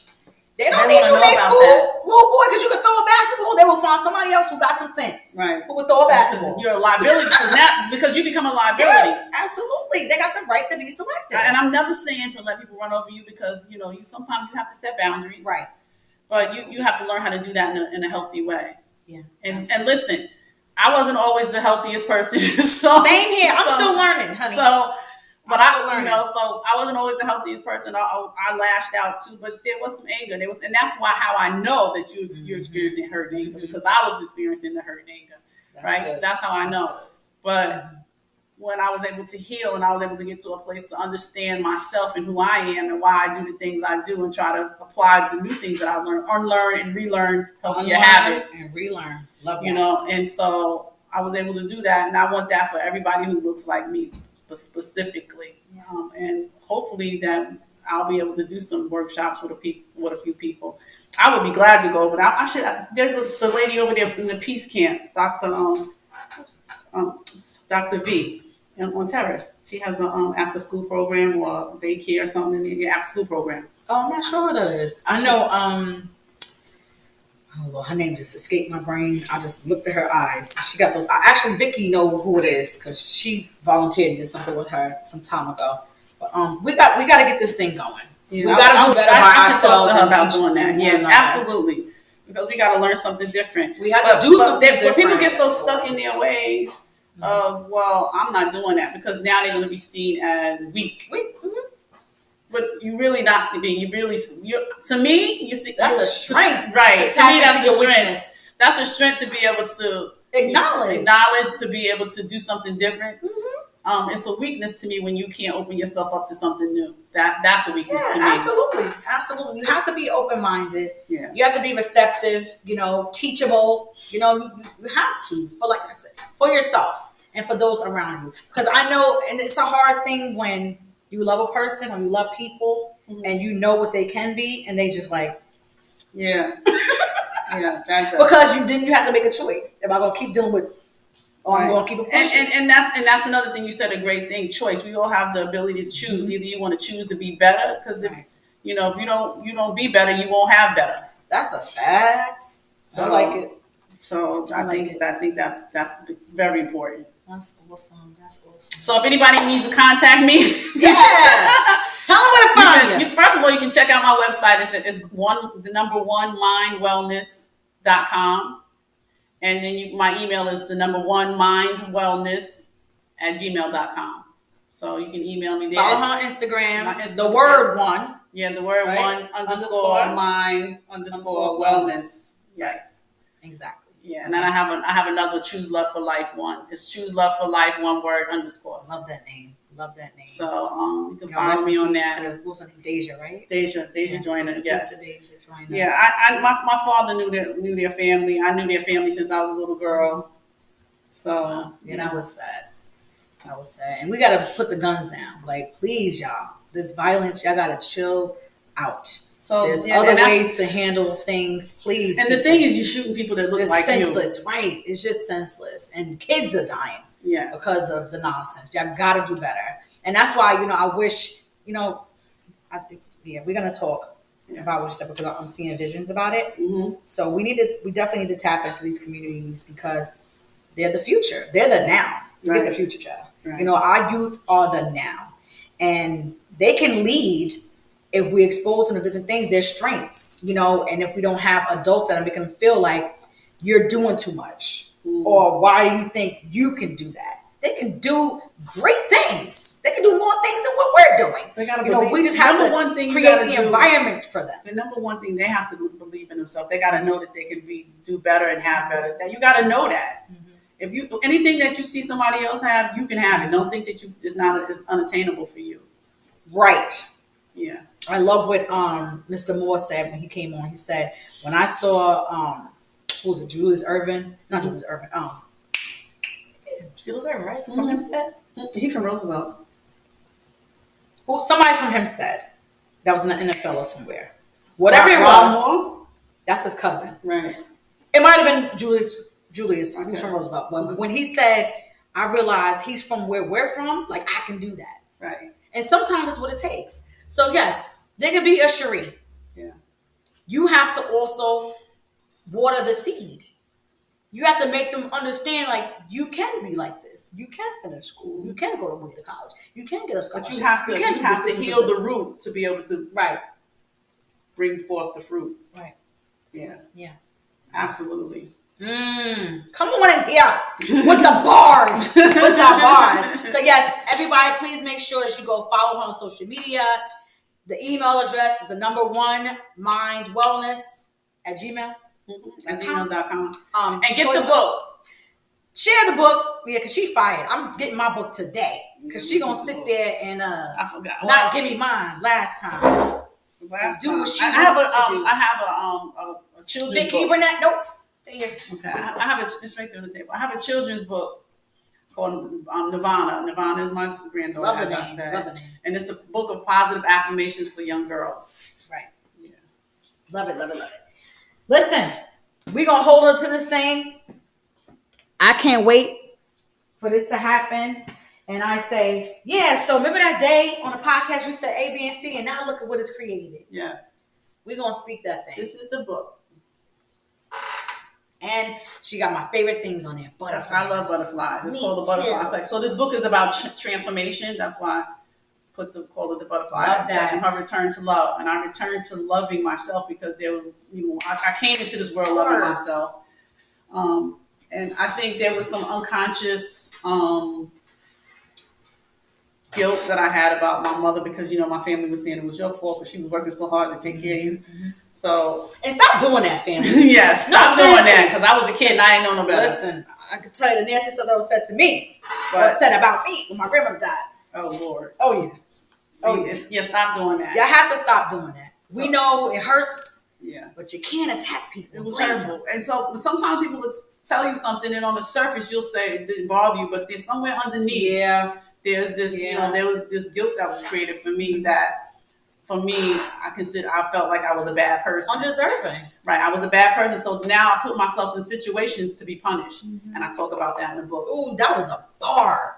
How many of you put yourself in situations that can hurt you because you don't always told yourself you deserve it?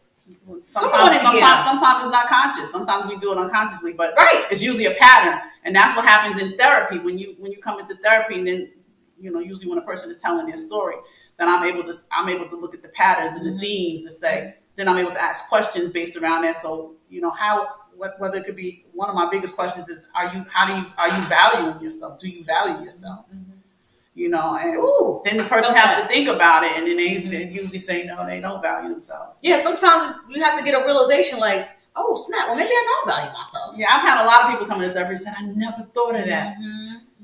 But I mean, therapy works. Therapy is life. Therapy works. How about that? Don't think that it doesn't. Therapy matters. Mental I don't health think matters. if I didn't have my own therapy, I don't think I'd be as successful as I am.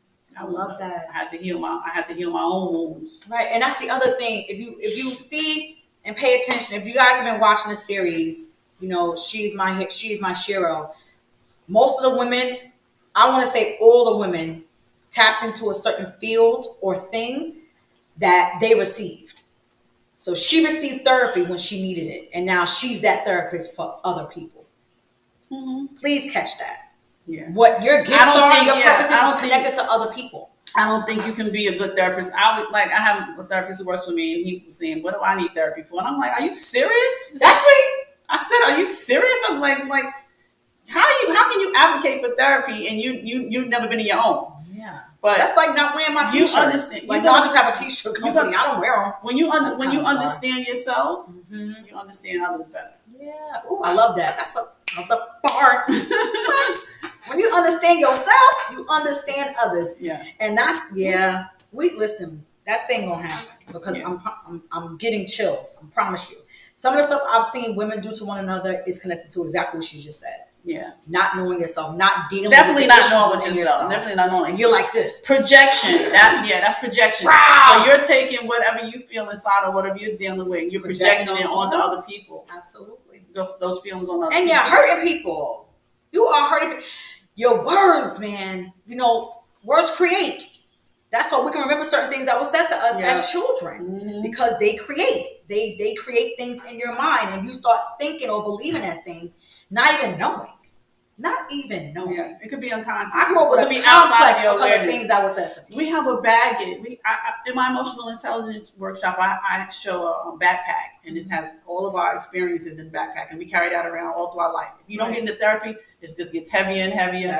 So the goal in therapy is to take everything out of this backpack that's not good or was negative, and you deal with it, you heal it, and you keep all the good stuff in. Yeah. Your life is going to be totally different. I'm telling you, trust me, your life is going to be completely different. My son's dad could tell you, because he's been around since I was a kid, right? He could tell you my transformation. Love that. Because I would be ready to scratch his eyeballs out. Love that. It's the growth for me. Listen, and that's what makes it so growing personal. Yeah, I'm growing every day. If I can grow, I know I was a mess. You can. I know I was a mess, and I'm growing every day. I'm not who I was last week. Likewise. Yeah. So every day I'm reintroducing myself because I'm continuously growing. So I can't stand when somebody says, "Well, I've been like this all my life," or I don't like this person. But listen, I don't know who that was that you knew 2 months ago. That's a fact. Totally different. That's why, like, what happened, ma'am? I don't know. Yeah, sorry. We grow when you're growing. You have to. That's the other word God can give me. Grow and heal. Yeah. Please grow. Grow for yourself. Grow for those around you. You owe it to yourself. You owe it to those around you. You don't definitely owe it to your children. Yeah, definitely your children. What? Yes. You are obligated to do right by these people. Do right by them by healing. Absolutely. By growing. Absolutely. Telling you. Absolutely. Come on, y'all. Oh, I love this. No, seriously, Cherie, thank you for coming on. Thank you for having me. Like, I love talking about mental health. I've been on a few panels. I've been on News 12 Long Island. I've been on ABC with Sandra Bookman here and now. Talking about mental health. We got to talk about it. We have to. Because we have to heal. Yeah, and listen. Oh, Lord, we could be here forever, child. Listen, I hope that something was said tonight that has you understanding, like, listen, I can start tonight evaluating myself. Oh, I'm going to give you my phone number too because I have a waiting list. Oh, go ahead. I have a waiting list, but maybe I can try to I have to see if my other therapist has any openings. My phone number is 516-874-6374. And you can also call about the emotional intelligence workshop. Yeah, definitely call about that for sure. Yeah, that's a big piece. We're going to get on her about that. We're going to That's a figure big that thing out. piece. We're going to figure that thing out. So she's a psychoanalyst. She's a therapist. I'm a psychoanalyst therapist. So I'll explain this. Yeah, say it. I'm a social work analyst. Okay. Social work analyst, a psychoanalyst. Sorry. So I went to school. I got my master's in clinical social work. So I don't know. Everybody thinks social work. They think case management or social services, but I don't know none of that. I don't know any of that. I know strictly mental health. I went to school for clinical, which is strictly mental health. And then I went to a psychoanalytic institute, which was developmental psychology, basically. It's about the development of humans, of people, and studying the mind. Have you ever had to give up a case because you knew the person? Because I had to deal with that at work. I'm sure I have. Well, I'm like, oh, I can't sue this person. I'm like, I know them. Oh, it was boy. hurtful. Yeah. And it was crazy. It brought back when I realized when he checked out. I knew when he checked out because something traumatic happened to him. So that's what had me like, I can't look at him. Right. I've had people that I've known, but my thing is if you're comfortable with coming to me, like I wasn't their best friend, you know, but if you're comfortable coming to me and you feel like I can help you, then you could, I don't have a problem with you coming. But I've come across so many people. I mean, I have people in therapy now that's been in therapy with me for years. Sorry. But I try not to. I don't. Some people I think is going to be a conflict, especially if I know them and I know their story. Right. You can't come to me. Right. Have you ever lost someone? Yes, I had somebody commit suicide. Yes, wow. I had a guy. He hung himself. But this is when I was working in the clinic. I was seeing him in the clinic, and he was trying to come to me in my private practice because I had started it, and he never made it to come. He hung himself. I'm trying to think. I feel like I have a second person, but I have had a couple of people. I had a guy who tried to commit suicide, and then when he started coming to me, he never did it again, and it's been years. He tried to commit suicide twice. But he had to learn a different way of being, of seeing the world. It's about we see the world through a lens of our experiences, and if we didn't have the greatest experiences, the world doesn't look great to us. Right. So, Say that one. So, no, because it's about perception. People came to my mind when you said those words because when like you hear somebody say constant complainer, and you're like, you ain't nothing good happening. You know what I'm saying? It's the lens. Yes, absolutely. It's the lens. Like, you're like, I always say, you got the job, and well, I thought it was gonna be this. Well, it's not. But you got the job. I say that's the victim. They need to be the victim constantly. We got to change that. Lens. You can't get to being a millionaire being a victim. Listen. Say that. Say that. You can't have excuses and be making moves. Right. Like, come on now. So it is how they see the world, and it takes time. It takes time to change. It takes time to change because I saw the world through the same lens. As soon as I see somebody and they doing something, I'm thinking it's like they're attacking me, right? But now, especially as a therapist, I see. I just thought about a few lenses. I don't know. Because I think I've had the lens of everybody want me to do everything and still be okay. Like I'm a robot. I'm starting to realize you're not a robot, right? Okay, and you don't have to take on everybody's stuff. I was gonna say that's a choice. That's a choice. Right. Yes. So yes. I got a different lens, honey. Yeah. They Cartiers. They clear. No, absolutely. Serious. Change that lens. Yeah, change the lens. Get your eyes checked again, honey. But it comes with questioning yourself. Yeah. You gotta be able to question yourself to say, okay, is this what's happening? So now I'm able to do that in everything. Oh God, it's like freedom. It's like freedom. Say that word. So, it is freedom. I had somebody somebody got upset with me at work yesterday, and then when I asked them a question, they didn't answer me. I said, "Oh, okay, have a nice day." Right. And I just kept going. Take that on. But No desire. I'm not taking it on, but I've learned that something's going on with this person. But it takes a second. There's a space in between when somebody does something and you reacting to it. Yes. There's a space where you can make a choice. Do I need to react to this or what's happening? Right? I share this. You are helping somebody. I'll tell you this. You don't have to respond to everything. I'm gonna share that. This is when I was learning. I was in the police department and I asked to be transferred to a different building. and they wasn't transferring me. And I got an attorney and everything. I went through that. I got an attorney and everything, and they ended up transferring me. So I guess I was known as the troublemaker because I stood up for myself. So that sounds familiar. So I'm standing up. Like, call me what you want. You're not going to bully me. No, so there were two ladies. There were two ladies in the office. I was working on the other side, and I had to come over and talk to one of the supervisors. And I used to say good morning to them every morning. So the one lady, she would never say good morning, but I would still say good morning. Oh, that's not familiar. And so she said good morning. And so one day she just looked at me and said, "Do I know you?" And all of a sudden, my heart started beating fast. My armpits started to sweat. I started shaking. You want to rock her to sleep. I wanted to curse her out. But I said, okay, well, what difference does it make whether you know me or not? Right. I'm saying, you just return the gesture. That's it. And she ended up calling me before I even got back to my desk and apologized. See that? Because of the response. Yeah.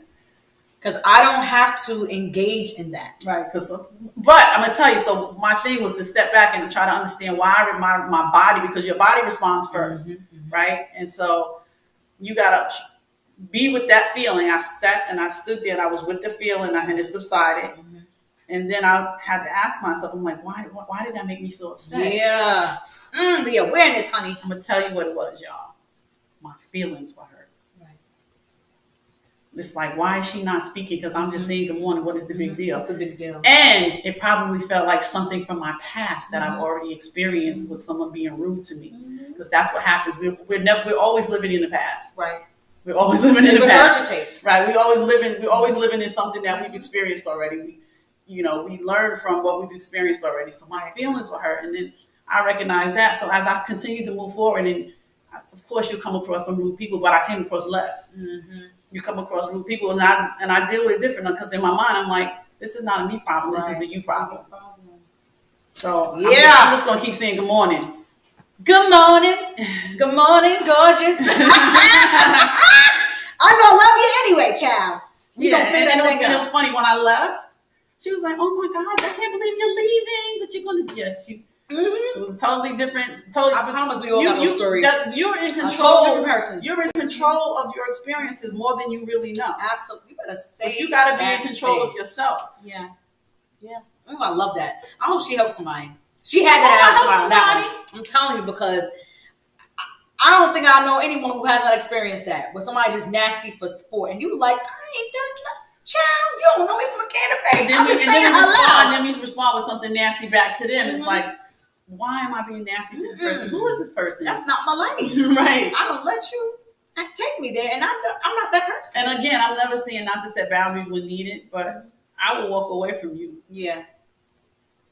Because I'm free. Yeah, absolutely. That's freedom. My peace is priceless. Yeah, that's freedom. And I got the right to choose what I engage in and what I don't. Right. And I'm not doing this with you. Absolutely.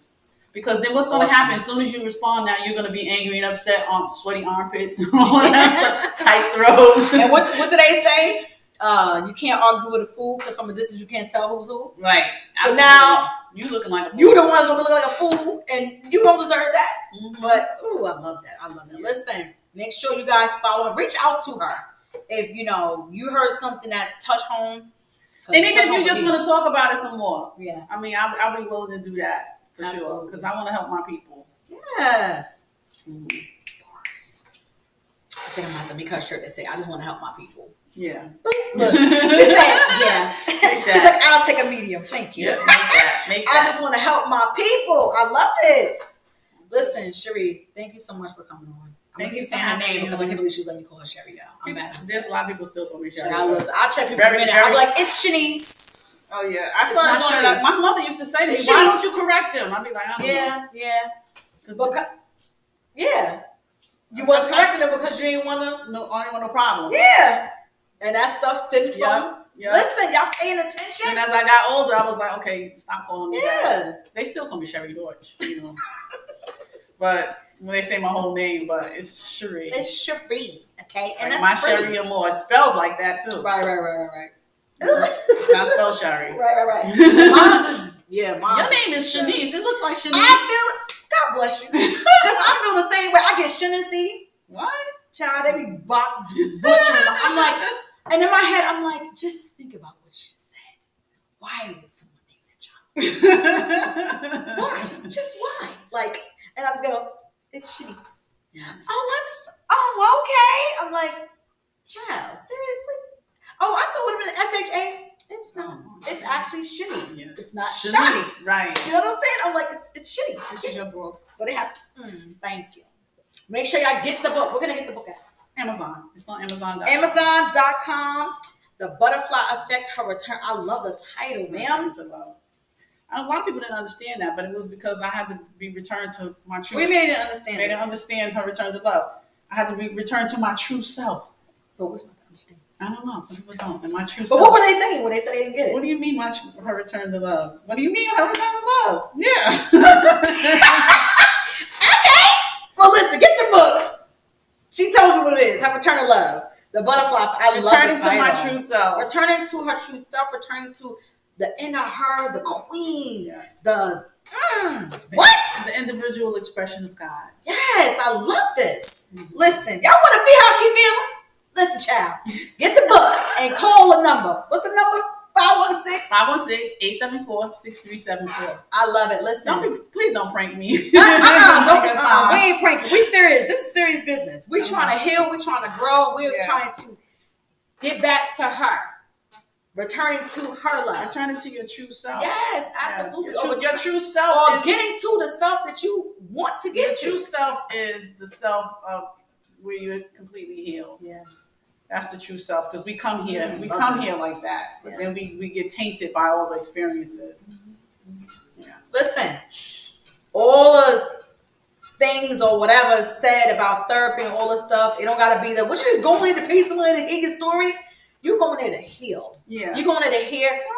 You're going there for someone who does not know you, who does not care about whatever, to have an ear that is opened to hear what you are speaking, so they can ask you questions about why you took it like that, or why was it that way, or how they felt about it. Because sometimes people don't even know how they feel about certain things. Right. Even to tap into, some people don't even feel. Listen. I know that I can tell you a time in my life where I was literally numb. Wow. I don't even remember. Like, it's just a chunk that I'm like, I don't know. And I remember being a teenager. And my aunt asked me about something as a child, or she mentioned something. I'm just like this. And she's like, you don't remember that? I'm like, no. And she got sad. She got sad. She goes, there's a reason why you don't remember it. She said, when kids don't remember certain things, like it's from trauma. I said, bingo. So repressed it. And I also deal with hurt through humor too. I'm one of those. So I'll just make a joke, and I'm dying on the inside. Oh. So when she said it to me, I was hurt. Because I'm like, I want to remember. I don't. I remember the bad stuff. So that's what happens. Everything else was a blur. We repress it because it's too painful to deal with. Absolutely. Yeah. Absolutely. And you have to be careful with that, because you'll regurgitate that and it'll seep onto your children, because your thinking is tainted by what happened to you. Because I almost did that with my oldest. Your way of being is with the whole colorism thing. Absolutely. Like, girl went through some crap being this color child. Yeah. So I don't know what. Wow. I could write a book on that. So I did a whole thing on colorism right before. That's why I wanted to tap into, because I rember I wasn't able to come. Okay, that's right. But I said, this child really said she never experienced it. I was confused. No, I did it. I mean, because I'm in between. She said she. When I became, explain what you're talking about, so they can know. I did a whole thing. So I had a girl at my job who was talking to me. We were talking about what a Love and Hip Hop episode. And the with Spice, when she was talking about bleaching her skin, and I know that was just done to make a point, right? Yeah. So we were talking about it, and one of the girls that was telling me about how she experienced colorism, because she's dark skinned, and she was like, she started to cry. I said, "Oh no," because she didn't have to heal from it. Right. I said, "Oh no, we got to do something about this. Yeah, this needs to be a conversation." I got a whole bunch of women, maybe 15 women from blue, black to light bright. And I had them all in a row by color. You got some Spanish ones in there too, because my girl Mia was in there. Yeah, Mia was there. Mia's black and Spanish. Yeah, she was there. And we talked about colorism and how they experienced it. And when I got older, I had Kim, yeah, Kim, you. Like, Kim, that's my girl, though. She made comments about light skin and dark skin. But my mother's light. All her siblings were light. My mother's like your complexion. And my father's the black one. The black one. But listen, The darker one. I think not the black one. all my mother's siblings are light. Right. Or my grandmother was light. Or my father's browner. Well, he was dark, I guess, but his sisters were brown. Mm-hmm. But it wasn't. I never was. Even my niece Aaliyah, who I grew up with, who's light. I never grew up being like, well, I'm the darker one, or felt like I was treated different because my skin was browner. Or, everybody says I didn't get that because I'm like in between. I'm not really, really dark. I'm not really. People make up. But I'm like, I didn't start really seeing that until I became an adult. That's a blessing. I didn't. Because you probably would have been a whole other way dealing with that, being a mom. Trying to figure out things, you would have been really doing. And I never had a problem getting a boyfriend. Nobody ever said, "Oh, you too dark."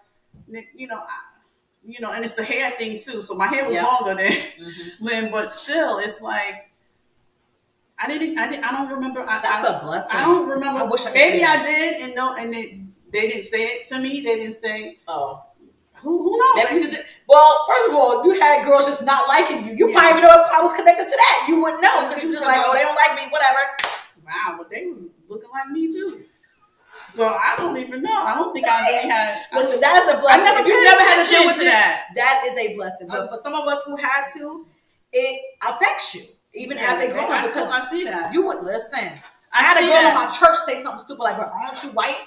And like kind of laughed, and I'm like, if I was to say something to you, I would be the complete devil, and I would be all these different things. She was trying to be funny. We were talking about something, and she's darker. So she said something about something. She's like, "But you are white," or something, or "Aren't you white?" Something like that. And so I just stared. I'm like, because all I'm thinking is, you're darker, I'm light. What you just said was offensive. But if I was to say, "Oh, like you a tar baby," or something like that, right? I had Kim call me. It would be a whole Kim situation. Called me about that. I didn't care about that. I don't know, because I guess I never grew up understanding what any of that was. Bless your heart. So I worked for General Motors, and I was suing them for discrimination because they fired me. And then it was this girl who worked there who was like, she bring her friends to the job and to fight. But anyway, they fired her. They fired me and not her. They fired you and not her. Right. She was Puerto Rican. So her skin was lighter, so it was more colorism, right thing. And I used that because they told me that I could, right? So Kim tells me, "Well, you're not gonna win." I won, but she was like, "You're not gonna win because they ain't gonna listen to you because you're a jigaboo." And I was like, "Where does that come from?" I don't even know what you're talking about. I'm glad you know. But where did it come from? Do you understand what I'm saying? Yeah. Well, what made you say those words? I think because she grew up that way. She's like, I think she grew up that way with her family, because I think if I'm not mistaken, I feel like that was ingrained in them. Right. Yeah. So wow, it's really ignorant to me, but it's a reality. It is a reality. It is. But I happen to be comfortable with my brown skin, so you can say whatever you want. Listen, I'm old. Doesn't matter. I'm old. Doesn't matter to me. Listen, all I know is this. The only thing that I can't take to it, we're going to close, we could be on this for, we talked about a lot of stuff. Yeah. My thing is, you don't have the right to diminish someone else's experience. Mm-hmm.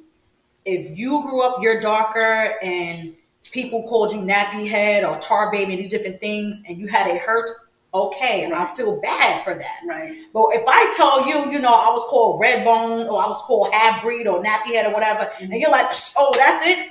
No, beloved. Just how you're affected, so am I. Right. You know what I'm saying? Because you feel this way about me. That's what made me bring them together. Because I think that darker skinned women feel like we don't understand. Right. The lighter skin, because they feel like they're being treated differently. Mm-hmm. I didn't experience that. I would have to explain. Like, I remember someone saying something like, "Oh, well, you got the job because you're light." I'm like, "No, I got it because I have the education behind it, and I actually had the background." And you know what? My niece, this has nothing to do with one of my nieces. But you can't tell a person who already has it in their mind. One of my nieces, like, it's because she's cute. What? One of my nieces is light with green eyes, and when we was younger, she used to always get jobs, and I'd be looking for a job. I'd be like, "You don't even really want a job." But I never She got the cute pass. But I never thought that Right, it was because right. she was light. Yeah. I never thought that. And why? Because my mother didn't. I didn't learn that. Right. It wasn't your environment. Right. It I wasn't didn't your learn environment. that. And But now that you say it, I'm just gonna say, sorry, Rob. I think that's why you got the jobs. Shut up. But that complex, I literally almost passed it on to my son, and God said stop. And I was like, Why? what? What were you gonna So what happened was, I don't know, I think he got into a fight. He beat somebody up that tried to fight him. Mm-hmm. And he got nervous that he was gonna be in trouble. I said, no, you have to defend yourself. I was like, especially because you light, I was like, they're gonna be on you. So you gotta be tough. And I heard God say, stop that. Yeah. And I'm like, wow. I didn't teach that. My son is light, and I didn't teach that to him. And I remember somebody telling me that he was going to, I didn't have to worry about him because when he was in college, he was going to pledge a fraternity. And she was like, oh, you don't have to worry about him pledging because he's light skinned. I said, what does that mean? But what does that mean, people? I truly didn't understand. And excuse me, pardon me for being naive, but I wasn't raised that way. I love that. You know, my mother didn't. Shout My out to mother your was mom, light. man. Shout out to your She mom. She didn't treat me different because I was brown. And my mother went through it because I was light. Really? What? You look Yeah. like her.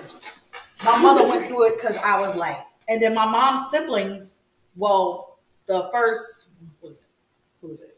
I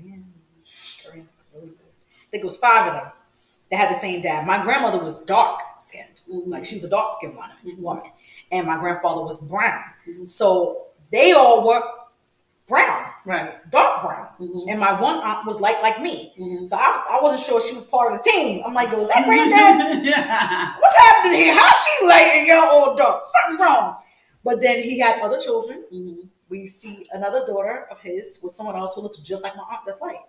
So it's the genetics as well. But you don't know that. Well, You're just looking like, why am I different? My son's dad he's lighter than I am, but he's not light. I don't consider him light skinned. But when my son was born, he was light skinned. And then I remember a girl saying to me, like, but I don't understand. He's lighter than both of you. And I'm like, it came from somewhere on my mother's side, I'm pretty sure.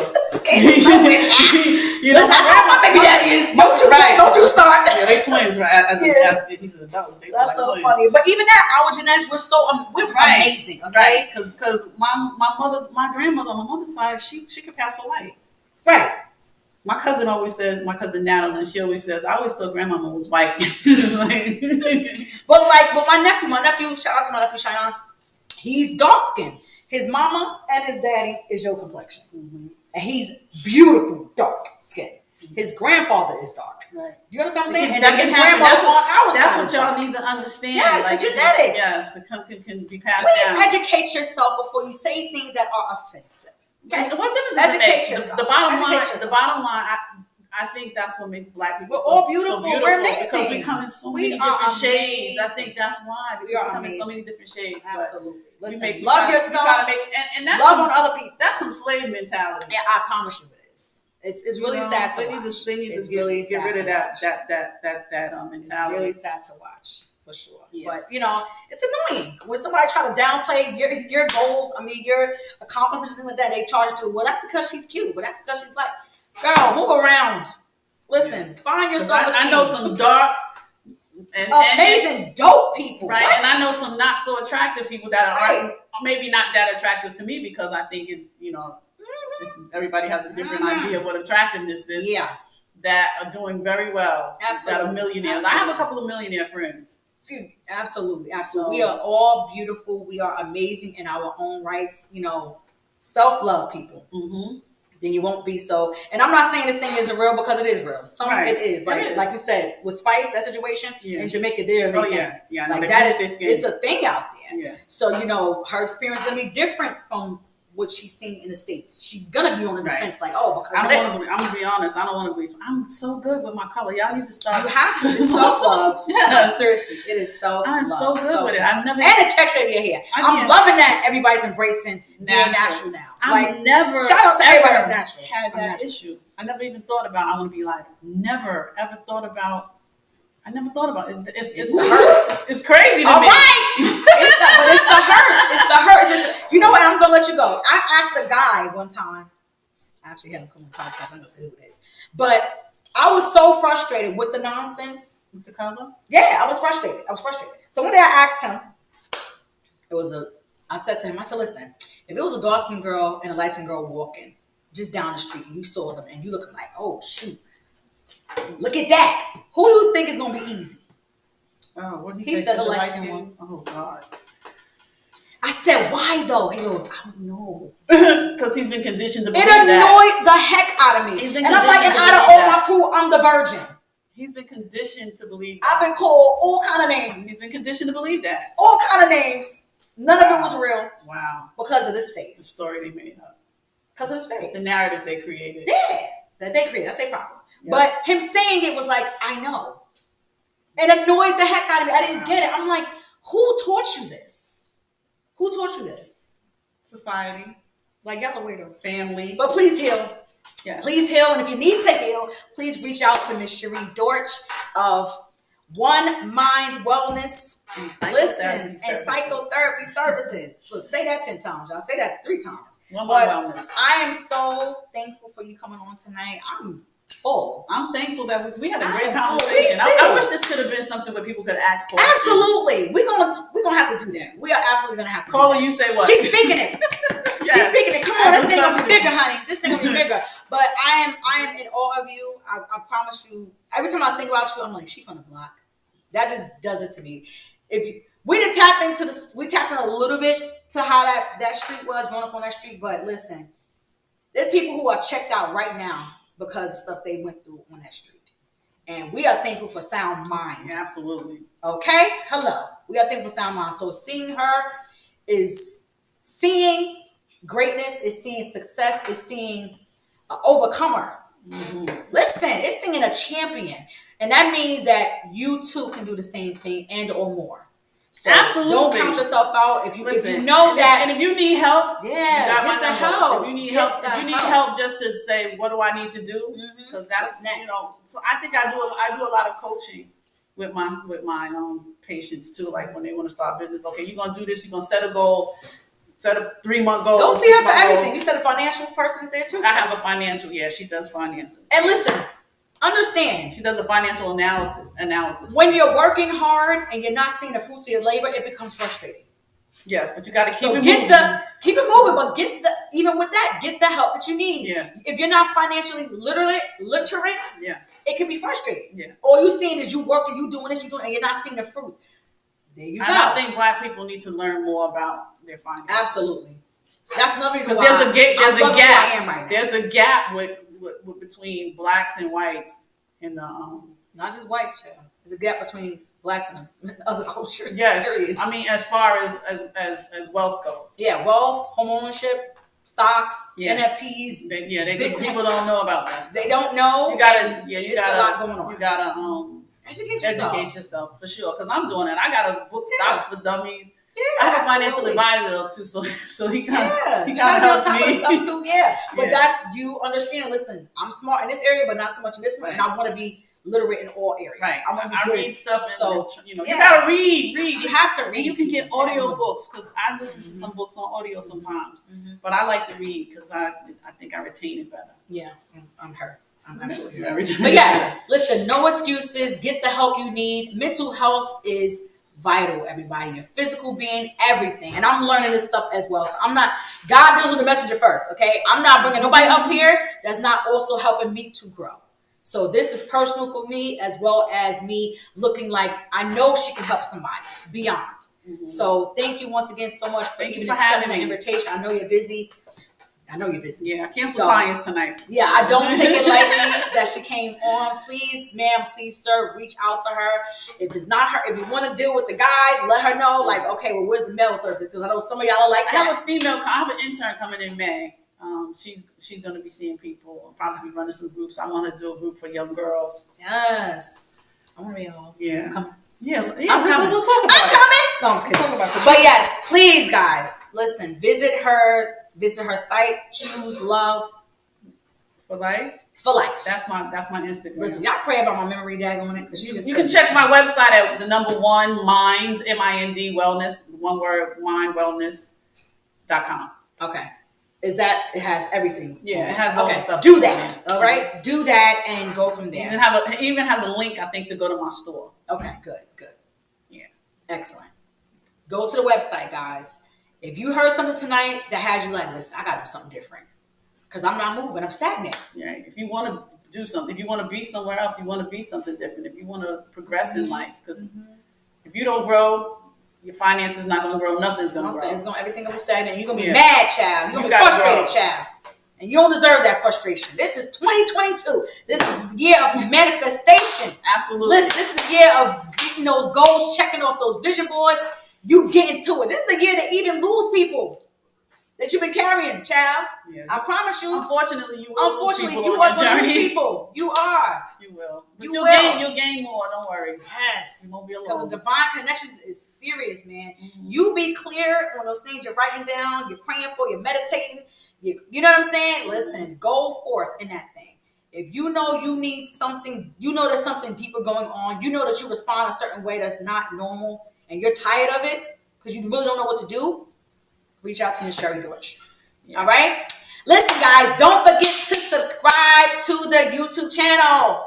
I'm so excited for the rest of the month, guys. We have more amazing women because she is my SHERO. And make sure you tune in. Make sure you tune in and hear the stories of these amazing women who have journeys that are just beyond. Like, listen, there's some miracles, okay, on this platform. That's what I'm going to say. She's one of them. Young mother, dad gone, mother went through what she went through. That's a miracle situation right there. I don't know if y'all get that part. I'm getting deep. That's a miracle right there. So please, sir, please, man, subscribe to the YouTube channel. It is Hot Mic with Lady She podcast on YouTube. Follow me on Instagram, Hot Mic Lady She _podcast. Follow me on Facebook, Hot Mic with Lady She podcast on Facebook as well. Also follow my business page. She's got teas, one word. I got this little cutie on. I'll post it later. It was very, very fitting for tonight. And rock out with us for the rest of the month for She's Got Teas presents. She's Got Teas presents. Hot Mic with Lady She podcast presents. She is my SHERO for Women's History Month. Everyone, be well. Have a good night. Good night, guys.